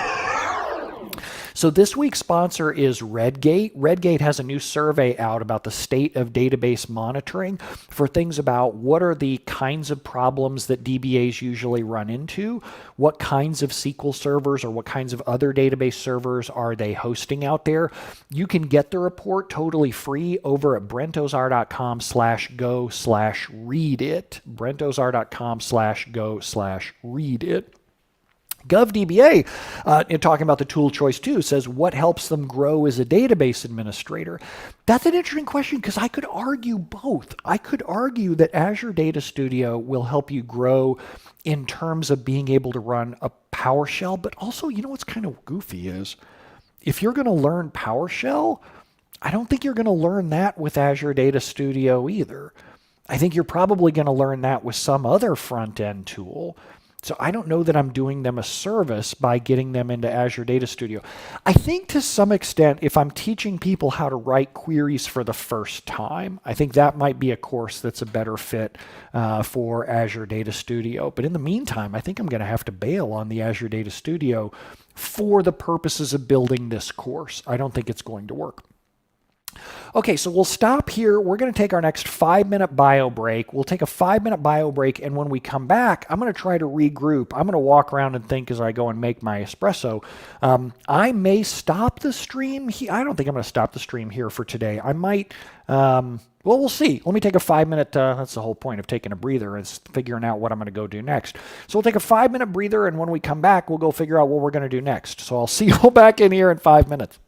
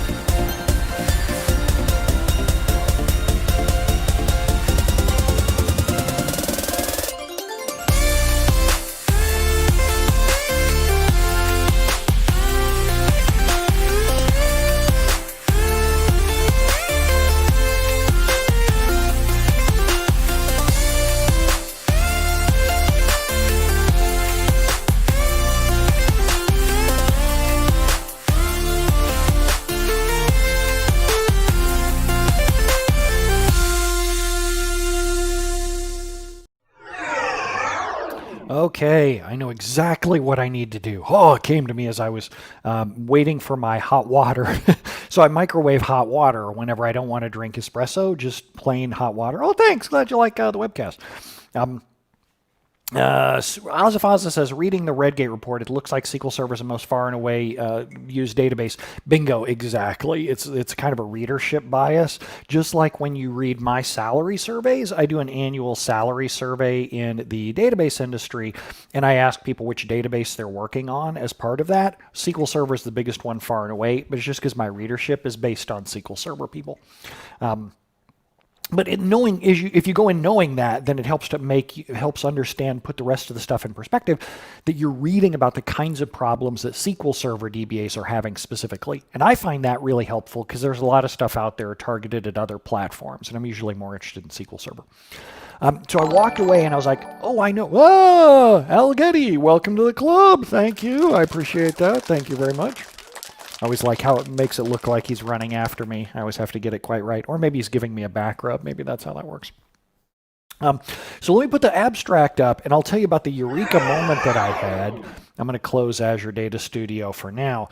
So the class abstract, I said it's fundamentals of database administration, and I talked about B and what she knows, and I said what she doesn't know is this.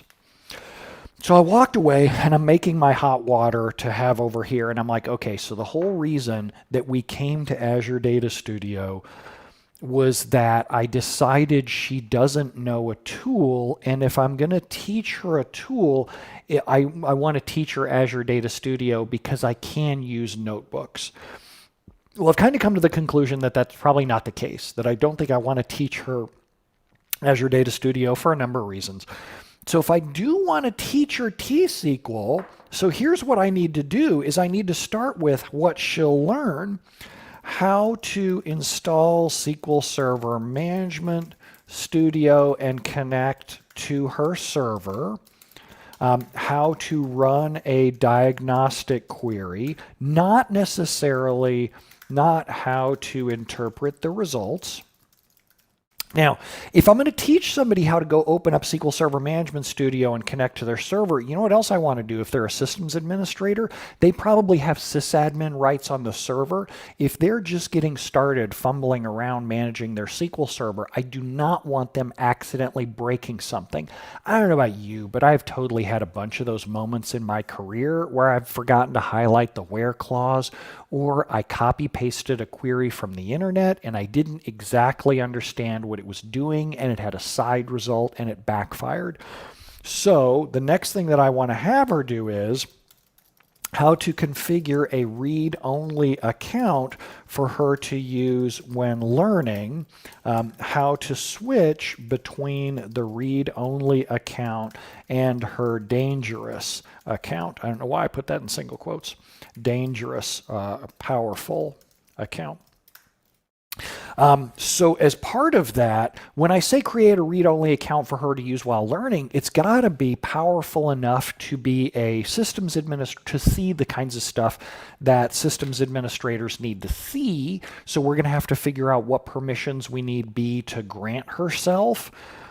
I think this is what I'm going to want to do instead. Now, whenever I'm going to go write training material, whenever I go to write a new piece of training material, something that I think about a lot is there already something good out there? Is there something already good out there that I can point people to, like how do you connect, how do you install SQL Server Management Studio? How do you connect a Management Studio to production? How do you run your first query?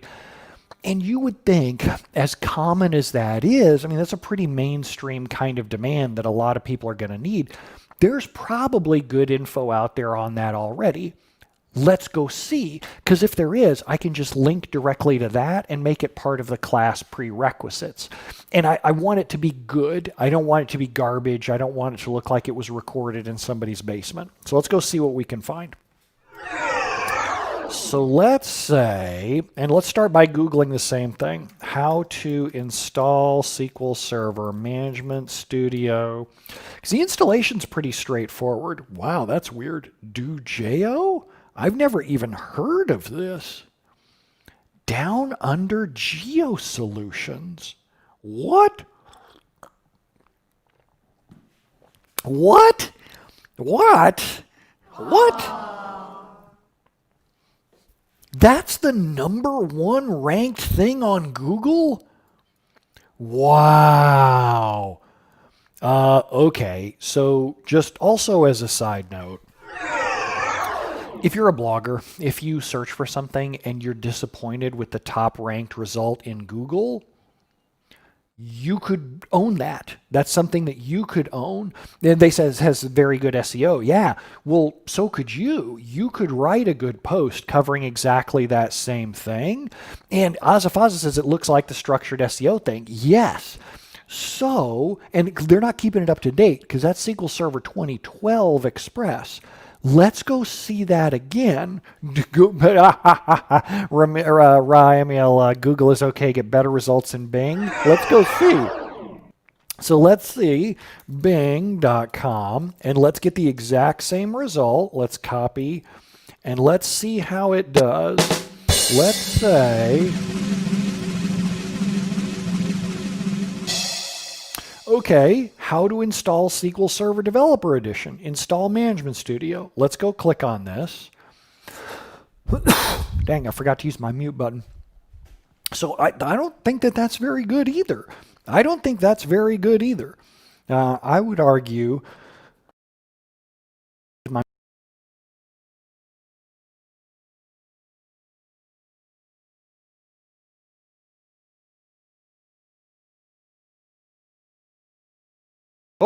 thank you. Thank you for catching that. Good catch. I love how y'all jump right in there. Good catch. So this isn't even Management Studio. If you go click on this, everything that's up here is SQL Server Development Edition. And if I come down further, you have to come way down in order to catch Management Studio. You have to go past all kinds of crap. So here it is way down here. And is that even still the correct link? At least that's the correct link. For me, Bing is not any better here. For me, it's especially when, come on, are you serious? Really? The best of the web? That's what you call the best? Edge, you think you're the best of the web? I'm not even going there. Okay, so both, it looks like how to install doesn't have a great post on it. I might want to do that, but let's say how to use SQL Server Management Studio. Oh, there are tips and tricks. Connect to and query. Oh, yes, good. Oh, lesson 1? What do you mean lesson 1? Oh.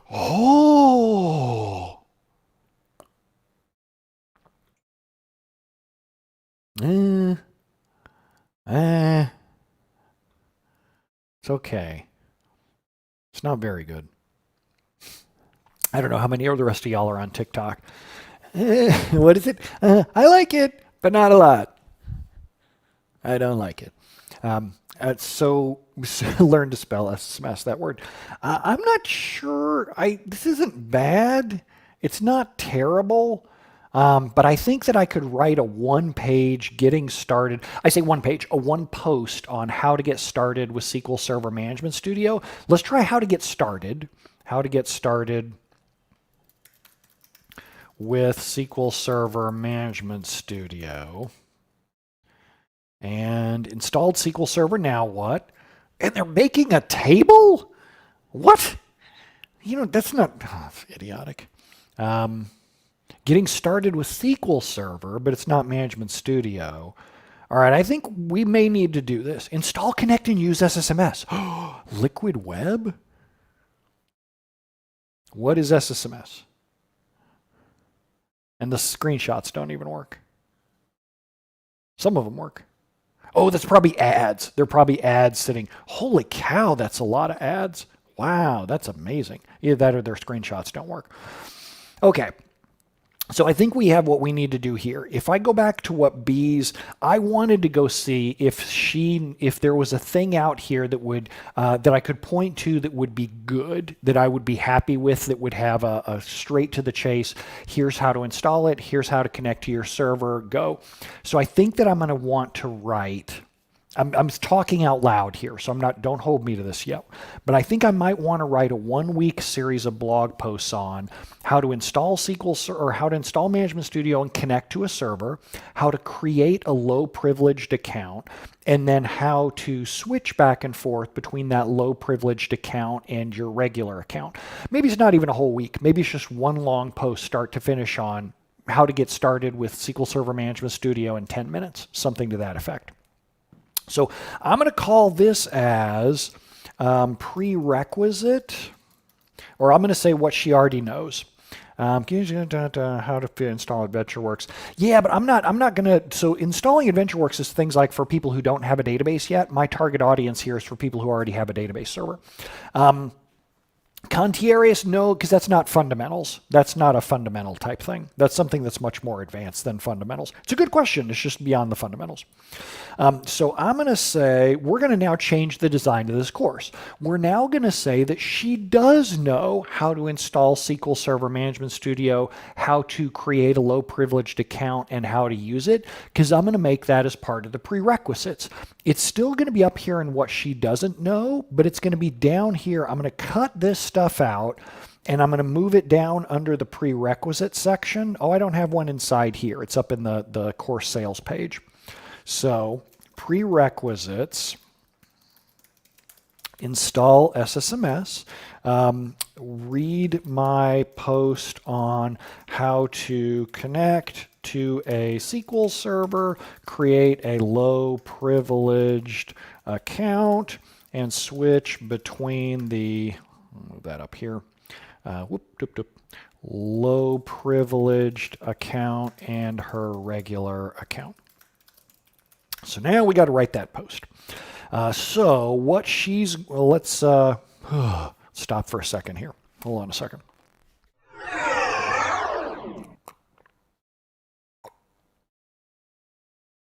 So what are we going to do next? I need to write a blog post that covers how to install SQL Server Management Studio, which is going to be like a one-line kind of thing. Just go download this, step through the wizard, and you're done. Why you want to install it on your desktop, not the SQL Server Management Studio itself. and then how to create an account. When I write the post that says how to create an account, right now I'm going to start with just view server state permissions. But as I go through and write the fundamentals of database administration post, the privileges that she gets may need to change over time. So I'm not going to publish the blog post on it live yet. I'm going to hold that for later. So let's whip that one out. So let's say add new. And the title may change. I'm going to do a little SEO to figure out how I want the title to look long term. There we go. So how to get started with SQL Server Management Studio. So you're in this post, I'll cover how, or we'll go in the big picture, you need to download the free Microsoft SQL Server Management Studio. Connect to your SQL Server. Create a low privileged account so that you don't accidentally drop objects. And then learn to switch back and forth between the low privileged account and your regular one. Let's get started.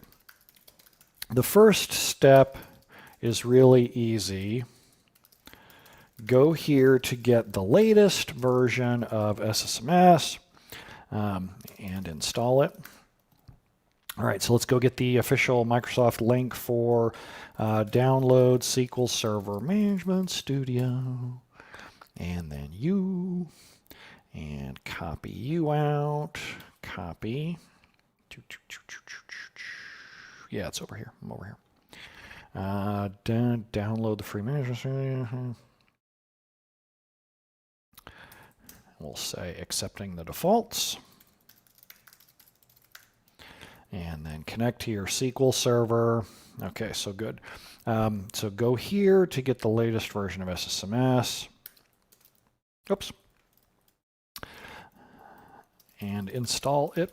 If you already have a version of SSMS, the installer will automatically update it.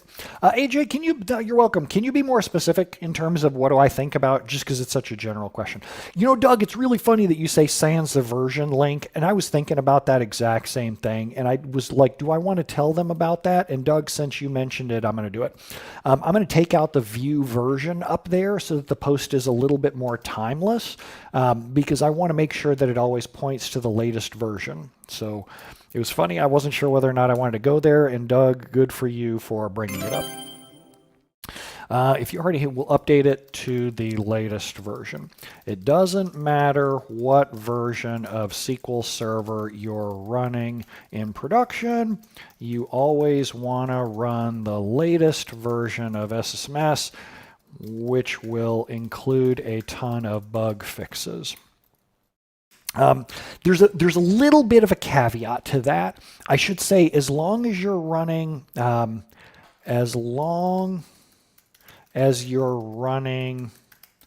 a currently supported version of SQL Server 2012 and newer, as of this writing.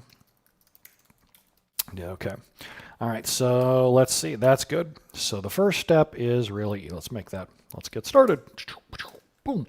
First step is really easy. All right, so then now we're going to have to go and get to their connecting. So let's change this. Whenever I'm building a blog post for the future, I just stick it in December, 08:15 in the morning. Okay, and then come down here into production practices, because that's where I'm going to stick it, and say save.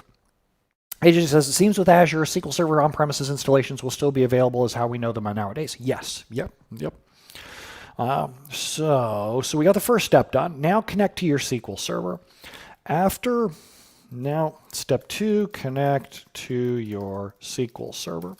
After launching SSMS, you get a connection dialog. So let's go heading 3. So let's get a picture of the SSMS connection dialog. We'll close that. No, close this, disconnect, and connect. So here's what the connection dialog looks like. So let's go get a screenshot of that because I think that one's pretty stable. I don't think that one's going to change too much over time. So new, and then grab that guy, and save SSMS connect, and then pop back. You know what? I'm going to get it with a border too. I'm going to get it with just a little bit of the border so that it'll pop just a little bit more when I'm looking at the blog post. So SSMS connect and save. Yep. Downloads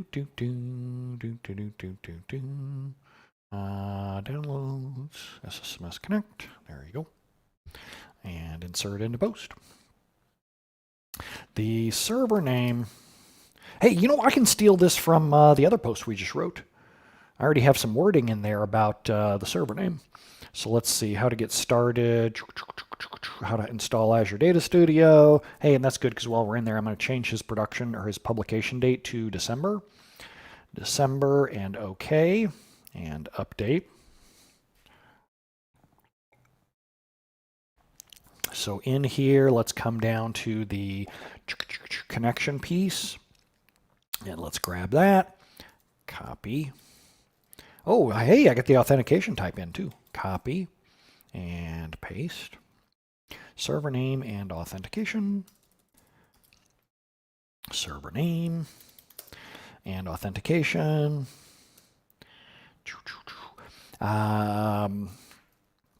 You might have a username on a post, or a username and password on a post-it note somewhere, like from the person who installed it.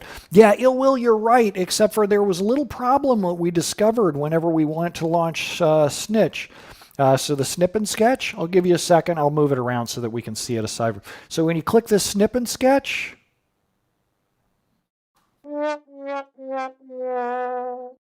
it's the world's crappiest pop-up. There's not a close. You can't click OK. That's just so crappy. It's ridiculous. Yeah, exactly. So you missed a whole rant. If you ever want to go back and watch the videos in here, I lost my mind at that one. And it might have a username of SA. In that case, go ahead and use that for now. In the next step, Spitfire.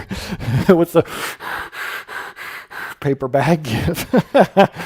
In the next step, we'll set you up a low privilege account. Click connect, and you'll be handsomely rewarded with a window that looks like this. And we'll go back over here and go connect. I forgot something. Up over here in the installation piece. Oh, I do need to make it a little bit longer. Download and install SSMS, but not on the server itself. So let's do this. Do this installation on your desktop or laptop, not on the SQL Server itself. Over time, you'll learn that running SSMS, as with any other app, on the SQL Server itself will slow it down. You wouldn't remote desktop into the SQL Server and start playing Fortnite, now would you? Don't answer that. You probably would. You're the kind of person who reads this blog after all, and let's just stop there. Install SSMS on your desktop. Oh, Onanoken. Are you just following? Oh, no, it's Oizuk. There's another person, Oizoken, who's just absolutely brilliant in here. Okay, so we got that. So install, connect to your SQL Server. So now you'll be rewarded with a screen that looks like this. Let's make this a little bit smaller so that the screenshot doesn't suck so bad. And no one has ever accused me of brilliance. I like you anyway. You're my people. So here we go. Pitbull Proton says you enjoy my sense of humor. The people at Microsoft do not share your enthusiasm. So now let's grab this and let's take a screenshot of that little fella. And save. SSMS opened. And then let's put that in here into the blog post. And drag that over here, insert it into the post. Okay, so you'll be handsomely rewarded with a product. Now you're able, at this point, you're able to do all kinds of dangerous things. We need to fix that so you don't do something stupid. So what was step 3? What I call it, step 3 was create a low privileged account. So 3 is create a low privileged account. Create yourself. All right, so we'll go here and call this. Let's save our work because I'm just a little bit paranoid. So now I need to go create a low privileged account. Now, one way that I could do it is with the GUI. I could walk them through creating something in the GUI, but honestly, there are going to be so many options inside the GUI, and I don't really want to confuse them with that. I want to keep it relatively straightforward and simple. So what I'm going to do is I'm going to tell them to right-click on the server name and click New Query. And I'm going to arrange the dialog just a little bit differently. Okay, there we go. Oh, so normally on the Mac, I would just hit a separate key and it would grab a screenshot of the entire window, but I got to do this. Delay, this is so cool. Delay for 3 seconds. Okay, now let me get over here and, oh.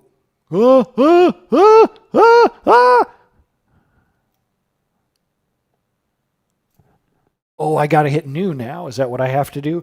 Jason Statham. Whoa, the transporter is inside here. I guess I also have to click new. Okay, so let's click new, right click, and then new query. Well, what?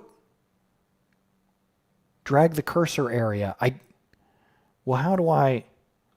Okay, good. There it works. Okay. Whoo. All right, there we go. Oh, yeah, Mortania, alt print screen. Oh, let me see where the print screen key is at. Oh, that's right. There isn't one. Welcome to the year 2020. I didn't mean to take it out on you. On the bright side, you're old like me. I remember when there was actually a print screen button, and I remember when it actually printed the screen. Oh my goodness, I'm old. So let's save that. So let's say new query button. So let's start a new query. Start a new query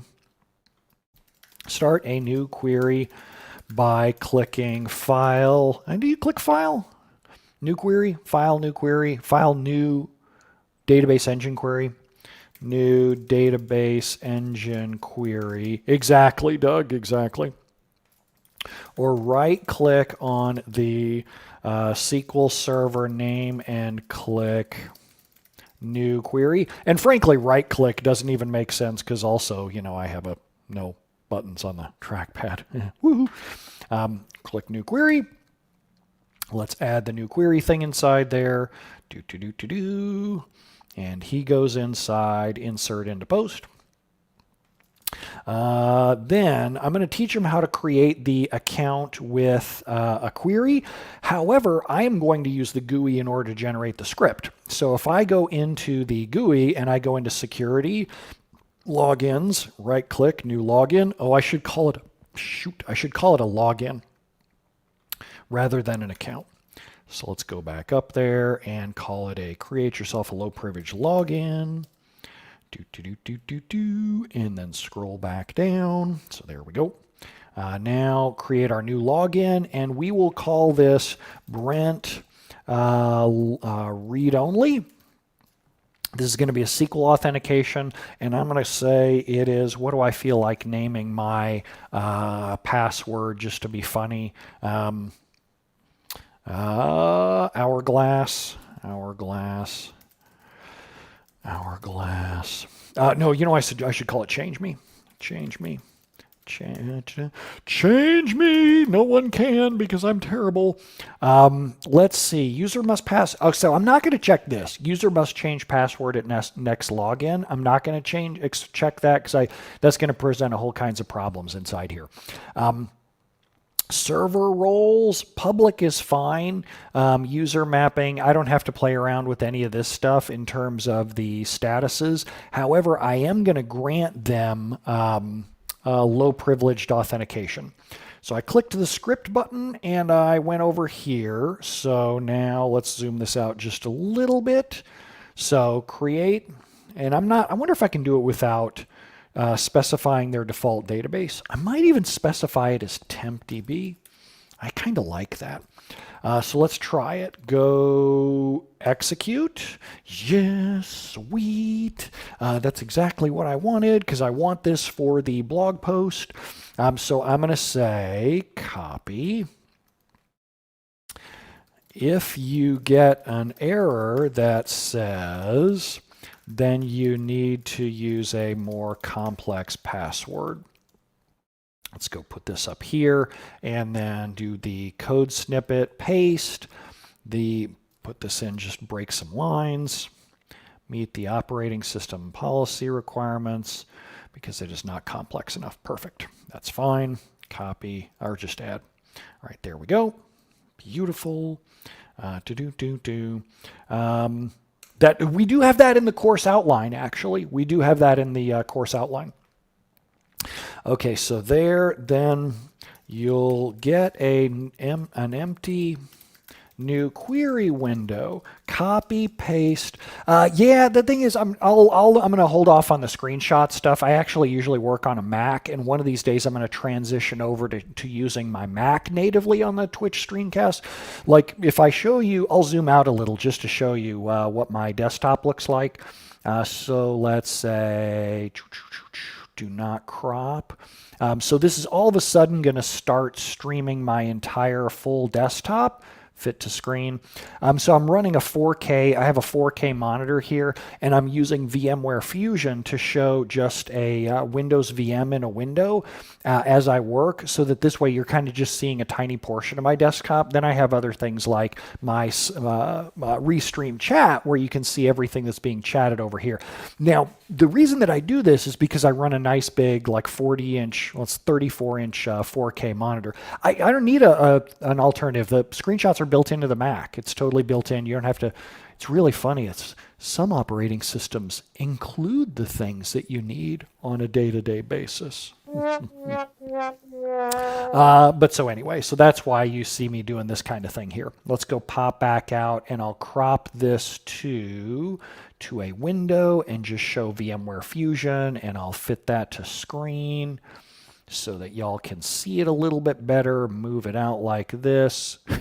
Gallon Bunga says, this man is so wild. All right, so I think that gives you... Krunel says, okay, that's it. Now, all of a sudden, I have to subscribe. Thank you, Krunel. I appreciate that. All right, so now you've got a new copy-paste the below into your new query window, and note that you have some changes to make. Change the password from change me to whatever you want. I also have to get him to change the username. So let's go back over here to this. PowerShell Freak. PowerShell Freak, now I know where you were going. You were going that if they don't have mixed authentication on, this low privileged account isn't going to work. I got it. I'm like probably 5 minutes behind you. I'm like, what is he talking about that for? We're talking about that in the setup class. I also need it for the blog post. That's a great point. So I'm going to have a separate section about Windows low privilege users or SQL low privileged users. So After I do that, let's go say Brent read only and then change me. So I'm going to say change me. Let's see if that's long enough. There we go. Nope. Change me. Bang. Execute. There we go. All right, cool. Grant. Now I got to look up the grant privilege permission stuff. Let's copy paste this. Well, here, let's look up the grant privileged. Yeah, Digital Axiom. That's true. Except this isn't Windows 10. I'm on a server. So thanks for the tip though. I appreciate that. It's just irrelevant. That's okay. It's golf clap. So RIML, yeah, stiged environments, yeah, except that's just not the target for this. What you'll find is that if you do like a Venn diagram of all the people out there who have SQL servers, it's like this big, huge, giant pie. And then if you get a set of binoculars, you can find the people who are using the stigs. So in here, so now I got to give that permission view server state. So I got to grant view server state account, and then let's see here. Here we go. And let's see. Wow, all they have is the GUI. Oh man, they didn't even have the T-SQL. Oh man, that's weird. So we'll just try and wing our way through it. So I'm going to say grant view server state to Brent read only. Let's see how that works. Is that the right syntax? It is! Oh my God, I got it right the first time. That's amazing. I never do that. That's incredible. So wow, that is just amazing. So let's go cancel. You know what I should also do though too, is I should bar them from, should I bar them from writing anything? I think I should. I should bar them from writing anything whatsoever. Let's do that too as well. Let's refresh the list of logins. Let's go, which one did I create? Brent read only, properties. And then I think it's server role. DB, isn't it DB deny writers at the database level? Is there a server level? Is there a server level deny? View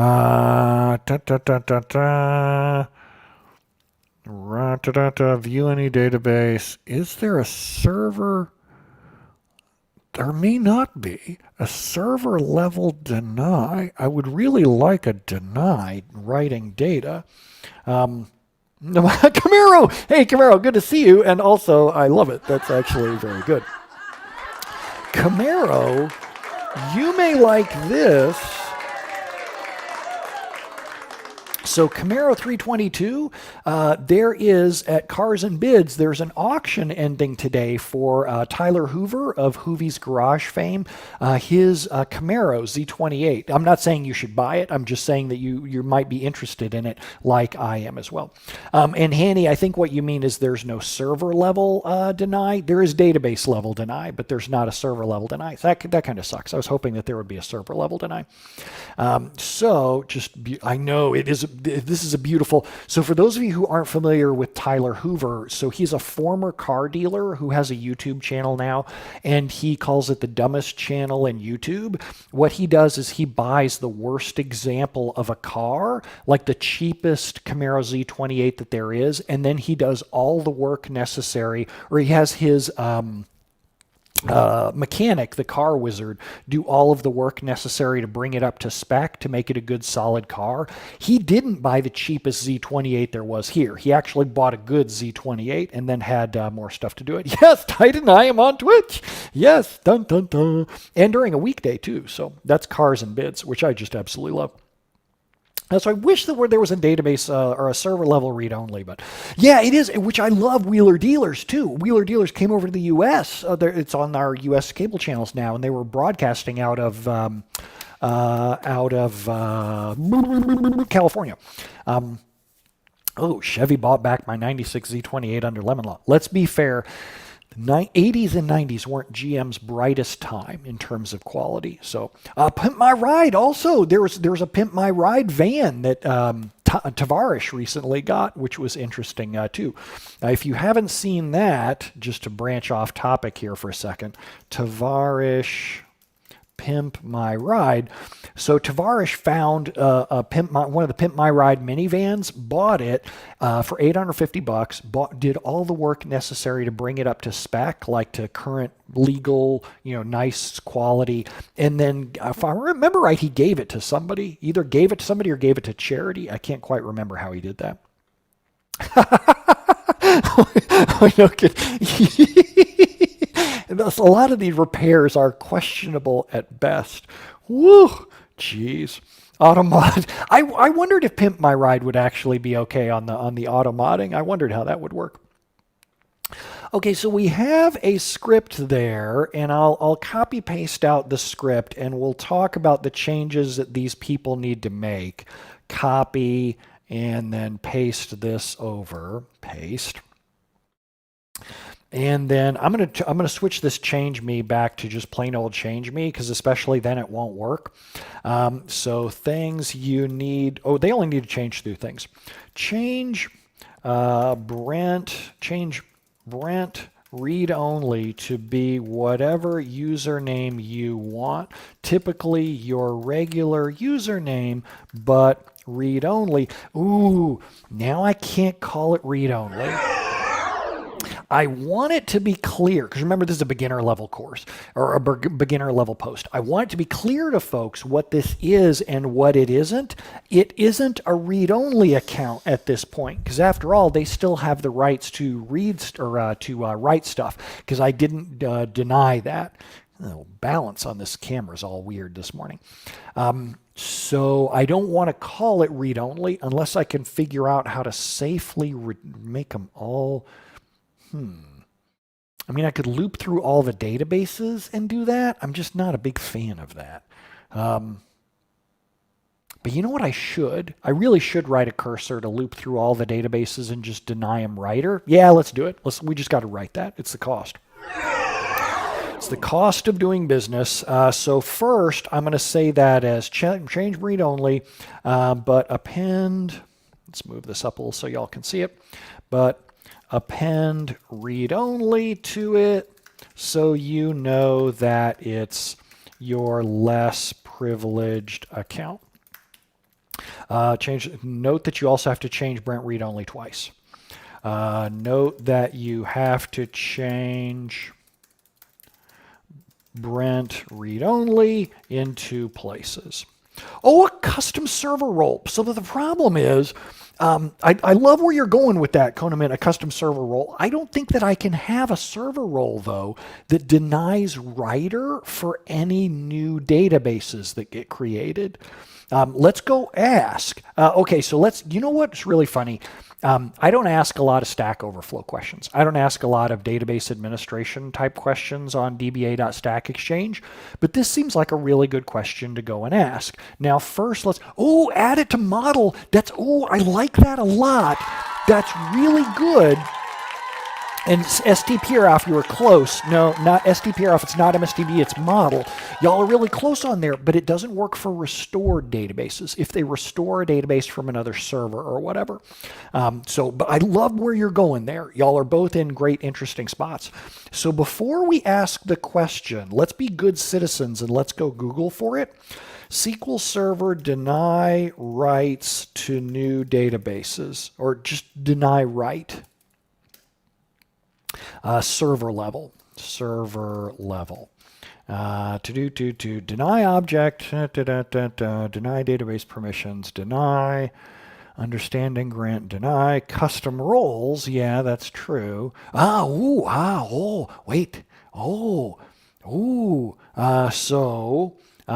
see here. This looked good. Should have said bug for it. That's true. Create a new role. But that's inside the database. I want server level roles. Server level roles. Where's a server level role that it looked like? Yeah. See, it says the downside is if you yeah, that's not it either though. I want deny at the server level. Okay, so I'm gonna ask a Stack Overflow question. Let's go do it. So let's go dba.stackexchange.com and let's ask a question. how to deny rights in all databases, including new ones and restored ones. I want to create a login that does not that is denied the no kidding. Oh, I know, Ken. Oh, that's good. That's entirely too good. That's way too good. That is denied the ability to write to any databases. Not just databases that exist today, but any newly created databases or databases that are restored from other servers. I can't use database only roles. Dude, that's not bad. STP off. That's not a bad idea. I don't mind that. That's actually kind of cool. And depending on what you can post that as an answer to this too if you want. Once I get the question in, that'll totally work. I can't use database only roles because those won't take effect on newly restored databases. I can't just, and including not even in MSDB because of restored databases. Business purpose, I'm trying to I'm writing a blog post on how folks can set up a new Jedi Mind Gorilla.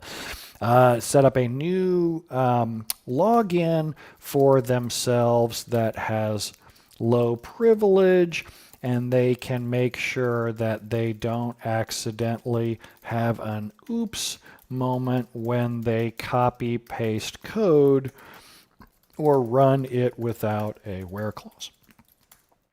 All right, so this is about SQL Server, and I guess it's technically about security. Yeah, security. And then so that in all SQL Server databases, there we go. And then let's say review your question. Why did you pop up to back to this? Post your question. All right, there we go. So now we have our new question. Woo! Now it's probably just going to get downvoted into Affinity, but at least I've got it in there, so I can use that to write the post out later. So, damn it, did I say MSDB? I did. Good catch, GMAs. So even in model, fixing typo in database name, thanks GMASSDBA. Save edits. Okay, there we go. So, all right, good. So we have that set up. Now it's probably time for, Ra Amel says the same thing that STP did. STP over in YouTube said, do a DDL trigger on the master databases, on master sys databases, which is interesting. I'm intrigued by that. So I'm going to stop here for the next bio break. Oh, it's 7:32. My coffee shop downstairs opens in half an hour. Grant select all, grant connect all. See, that's the opposite of what I want. I want to deny the ability to write Skoneman. You're close. That gives them the ability to read, but it doesn't deny them the ability to write, which is what I'm trying to do here. You might cleverly guess by what's up at the very top there where it says how to deny rights. I am at a good stopping point though, and I don't know that I do want to go downstairs for coffee, but it's going to be another half hour. Okay, so let's take a bio break here, and when we screw it, let's keep going. I am giving you the warning though that at 8 a.m., so in about 30 minutes, I'm probably going to stop the stream and go downstairs and then go get nice coffee. Would grant deny work in this case? So it works. It's not grant deny, but what you want to do is deny someone's login something, but it doesn't work for databases that don't exist yet. Script FN built-in permissions. I'm not sure what you mean, Jedi Mind Gorilla. Script sysfn built-in permissions. What you want... So I'll let you all figure out if you go in and ask comments in the Stack Overflow question. Xcammer says, how was your vacation? It was wonderful. Went and goofed off by the ocean in Malibu. Okay, so let's come back over here. So we've got at least, I've got the blog post started. So I've got create a low privileged account. And I call it read-only so far. I'm going to come back in here and I'm going to go add in whatever I need to do to do grant rights to all databases once we figure out what approach we're going to use for it. Hi, John C. Welcome to the club. Should let you give me a back rub there. So here are the things that they need to change. Now, but up above though, one of you said, hey, what if they don't have, if mixed authentication isn't turned on? So first, let's find out if you have SQL authentication turned on. And to do that, we're going to have to run a query. And I think I can get that from sysconfigurations. Sysconfigurations. Order by name. Let's see what we get inside there. And is it mixed? Is it called mixed? No, it's not. Is it under? All right, screw it. We're going to Google for that. Let's refresh our Stack Overflow question. Nope, yeah, nothing's been posted in there yet. So let's say SQL Server, how to query if mixed authentication is on. And I misspelled authentication, doesn't matter. Start Enterprise Manager. Come on, are you kidding me? Come on now, that's just ridiculous. MS SQL tips, Jugal Shaw. XP instance reg read. Oh my God. Check using server property. Yay! Okay, I like that so much better. That's much better. Yes. So let's do that. Paste. So let's see if that actually works. So that's good. That works. I want to do it differently. I want to say if select case, I'm just going to get this on and nothing else. Copy, paste. What? Extra printable characters for the win. That's a case. You moron. You moron. Execute. Okay. So run this query. Where the hell is there? It is. Copy paste. Paste the below. Shoot, I need to run this down lower. Start a new query. Copy paste the below into your new query window. Thoroughly deaf. Thank you. That's good. And then paste that in here. Whoops, no. Yeah, so we can find out if you have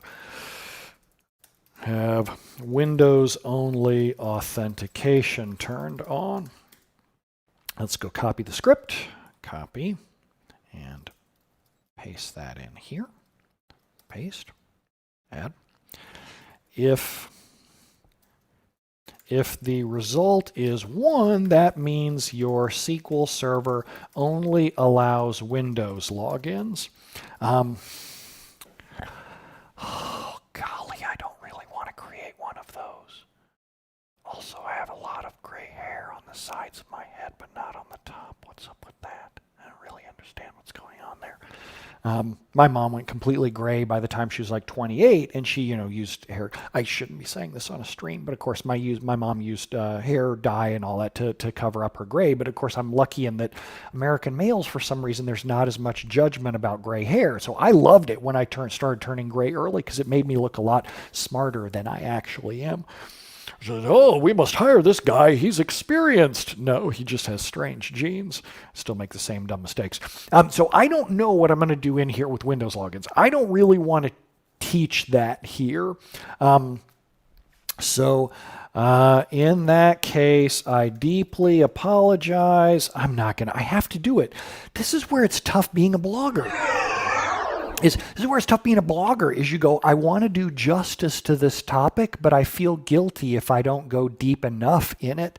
And I feel like I need to put in Windows on authentication, but you know what? I don't feel like doing that. I want to go down to my coffee shop in about 20 minutes. So I'm going to get the blog post to the point where I can ship it. And then if I end up later figuring out the Windows off part, I do. If not, who cares? Screw it. In that case, I deeply apologize, but I'm not covering that yet in the scope of this blog post. If the result is 0, good news. You can create SQL logins. So to do that, copy paste the below. Because the problem, so why don't I want to do that? So why don't I want to cover Windows logins? Because then it becomes a matter of you've got to go into Active Directory. You've got to go into a machine that's got Active Directory users and computers on it. The person's machine may not have that, in which case I got to tell them to go remote desktop into a server that does. So I got to explain what that tool is. And I'm just like, I don't really, there's limits as to what I'll do as a volunteer. And that's kind of where I draw the line. All right, so that is this. That creates the SQL logins. And I could say too, so I could have them change it. I could have them run spconfigure and change to allow SQL logins. But then to do that, that might screw up their company's security guidelines. It requires a restart of the SQL server. So it just opens this whole Pandora's box if I'm like, it's way too early to be running that song on through my mind. Okay. Well, DK said that's true, but then they could create a Windows user, and then inside the database, they would go in and do the read-only part. So if you get an error that says that, so now we use a more complex password. All right, great. So in here, fix, come back and add the true read-only part after if anyone fixes or answers this. So I'm just going to make a note for myself on the Stack Overflow question. I'm also going to tweet that just because folks may actually have an answer. So I'm going to go pull tweetbot here, and I'll drag this in over here. I don't ask, or I will say, how can I deny writes in all SQL Server databases, including new and restored ones? I'll copy paste this out, share, copy, and that's way over here. Paste SQL help. Keep in mind that a deny statement in model won't work on newly restored databases. Spiritedly, you're probably right. Thanks in advance. So there we go, and that will, there we go. Now I expect a bunch of answers to, or not a bunch of answers, but I bet replies will come in, and BO problem. Oh, that would be pretty funny. But I expect answers to come in, and I expect, you know what's going to happen? Same thing always happens. What's going to happen is I'm going to get a whole lot of answers that say the same things that y'all did. They're going to say things like, hey, you should try a grant. Hey, you should try using the deny role inside user databases. One of the things that's frustrating about asking questions publicly is that it doesn't matter how much work you put into it. Like, we put in a bunch of work into this here. We still get this problem of people giving us the wrong answers. So I totally sympathize with how hard it is to get your questions answered for the public, because even here where we're putting in a ton of work, we're still going to get really crappy answers back. Just mark my words, that's the way that the internet works. Okay, so we have that set up. Now, what else did we need to do inside the post? So inside the post, we also needed to, that's the wrong post. That's how to install Azure. So we're past that. We'll close that. So I forgot to put the link inside where I come back to here. DKK! Oh, DKK. That's really good and really true. Okay, so now what was step number 4? What was the fourth thing that we said we were going to do inside this blog post? The fourth thing was learn just how to switch back and forth between the low privileged account and your regular one. So 4, learn to switch back and forth between accounts. Now that you have a low privileged account, you're going to want to use this by default when you connect into SQL servers with Management Studio. This helps prevent you accidentally causing a resume generating event. Close SSMS and reopen it again. This time at the connection dialog, choose, Khalil, thank you. Welcome to the club. Thank you. So now we'll copy paste this back in. And this time at the connection dialog. Now this time I'm going to go connect in again, and I got to copy paste this password out because I sure won't remember that. Copy, and let's go throw it in a notepad link here somewhere just so that I've got it, and then move that down out of the broadcast window. Not like I'm worried about the secret security login there. So let's close this in order to get a good screenshot. Let's close Management Studio as if we were going back in for the first time, and we'll reopen it. You could totally argue that I could just have closed Windows individually, but with a new user, the kind of target user who's reading this blog post, it's concerning because they may not, I don't want to teach them anything that they don't need to know. I'd rather just say close the whole thing and open the whole thing back up. So this time, they're going to choose SQL authentication, they're going to put Brent read-only, and they're going to put the password in there. So now I'm going to go take a new screenshot of that. Now I don't need the delay, new, and go over, whoops, shoot, perfect. There we go. And grab you, and save. SSMS, connect, read-only, and then minimize you and come back over here and drag you in and insert into the post. Oh man, it uses the period. So the period is what I usually use when I'm connecting into a local SQL Server Management Studio, but that's going to raise it's going to raise questions with people. They're not going to understand what the period means, and that's out of scope for what I want to teach them inside the context of this blog post. So I'm going to call it SQL 2019. Remember password. Let's take the screenshot again. New. And that. And there we go. Save. And we'll say connect read only, SQL 2019.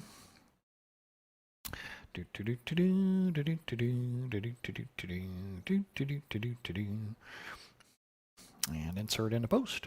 We got any answers yet or any comments yet? Nothing! Tumbleweed!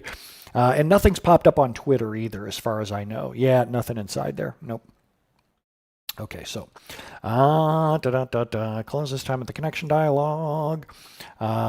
Choose choose SQL Server authentication because we created a new SQL login, and then type in your low privileged username and password. Low privilege, is that what you want? Oh, I mistyped privilege. Privileged. Low privileged. Username and password. Click connect, and you're now working a little more safely without the superpowers of your regular domain login. Okay.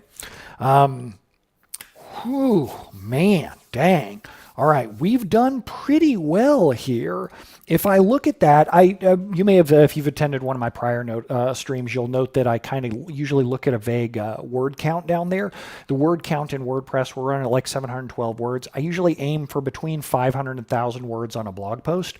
So I'm comfortable with that. I may want to put more things inside here, but for the kind of person who would read this blog post, the person who doesn't know how to get started with SQL Server Management Studio, this is probably a good start. What I may want to leave them with, now that you have this, here's where you may want to go next. So because too, remember, I don't have how to loop through the databases yet and set all of them to in the read-only role or to a grant, deny, write or deny, write role. So if I go a little further down, let's go back down into next steps for learning. Now that you're in, let's go back out here. Now that you have an account, oh man. Well, okay, now that you have an account that's safe to use for learning, here are a few next steps of tools to explore on how to get to know your SQL Server better. SP Blitz, totally free health check script that tells you what might be that warns you about dangerous things, in your SQL Server that may present problems later. DK Kimbo, did I miss something? If this account is only public at the server level, it can't write to any database. What you don't know is that people didn't grant permissions to public. So I've been in environments where they've granted write permissions to public. I know. Oh, it's unbelievable.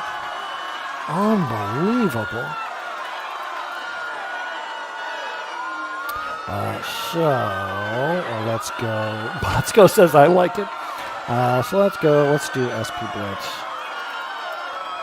And go here. SP Blitz. We'll pull that up here. SP Blitz. What else would I want to send somebody to learn more about how to do a free health check? How to do a health check. My free process for writing up a SQL Server's health and performance issues. So I did a multi-part series on health checks, how to do health check site, brentozar.com. There we go. Copy, paste that out. Copy and paste. And paste that. And that's probably a good place to start. Okay, so we've got that. I'm happy with that. I'm not wild about it. DK Kimbo says fire them. So true story. Can't you use a login trigger and deny on IUD? Mo64, wow, oh, that would be, that would be pretty ugly in performance terms. Some servers have hundreds or thousands of logins per second, and iterating over databases and security objects could easily present concurrency problems. Neat idea, though. I'm DK Kimbo. I'm kind of with you there. I'm not a big fan, so I'm not going to downvote it, but I'm just like, I don't really like that.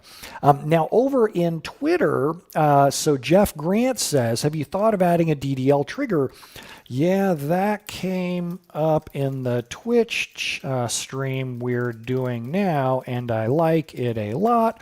Waiting to see if someone posts that as an answer to the DBASC question, and then hopefully as a community we can flesh that trigger out and make it work.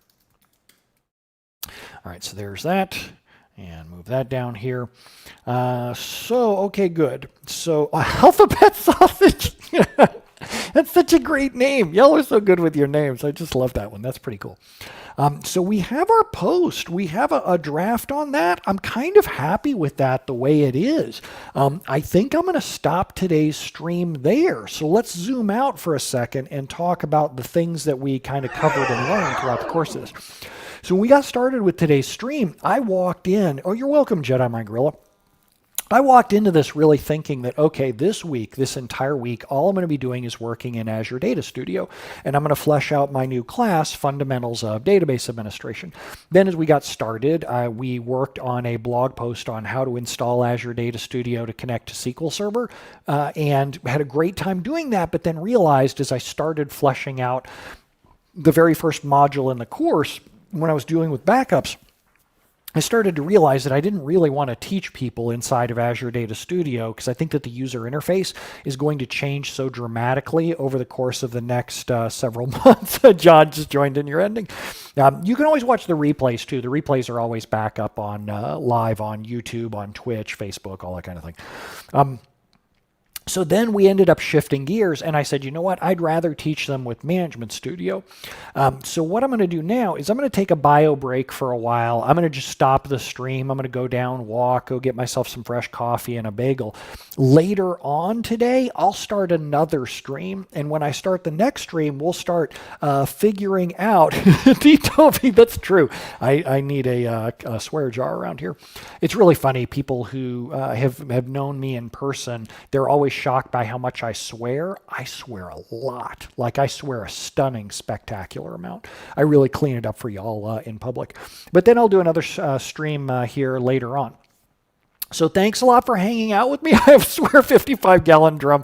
I should probably just be sealed inside a drum like that, especially when I work with some of the Microsoft products. So thanks for hanging out with me today, y'all, and I'll see y'all later if you're around later today. So see y'all later. Adios.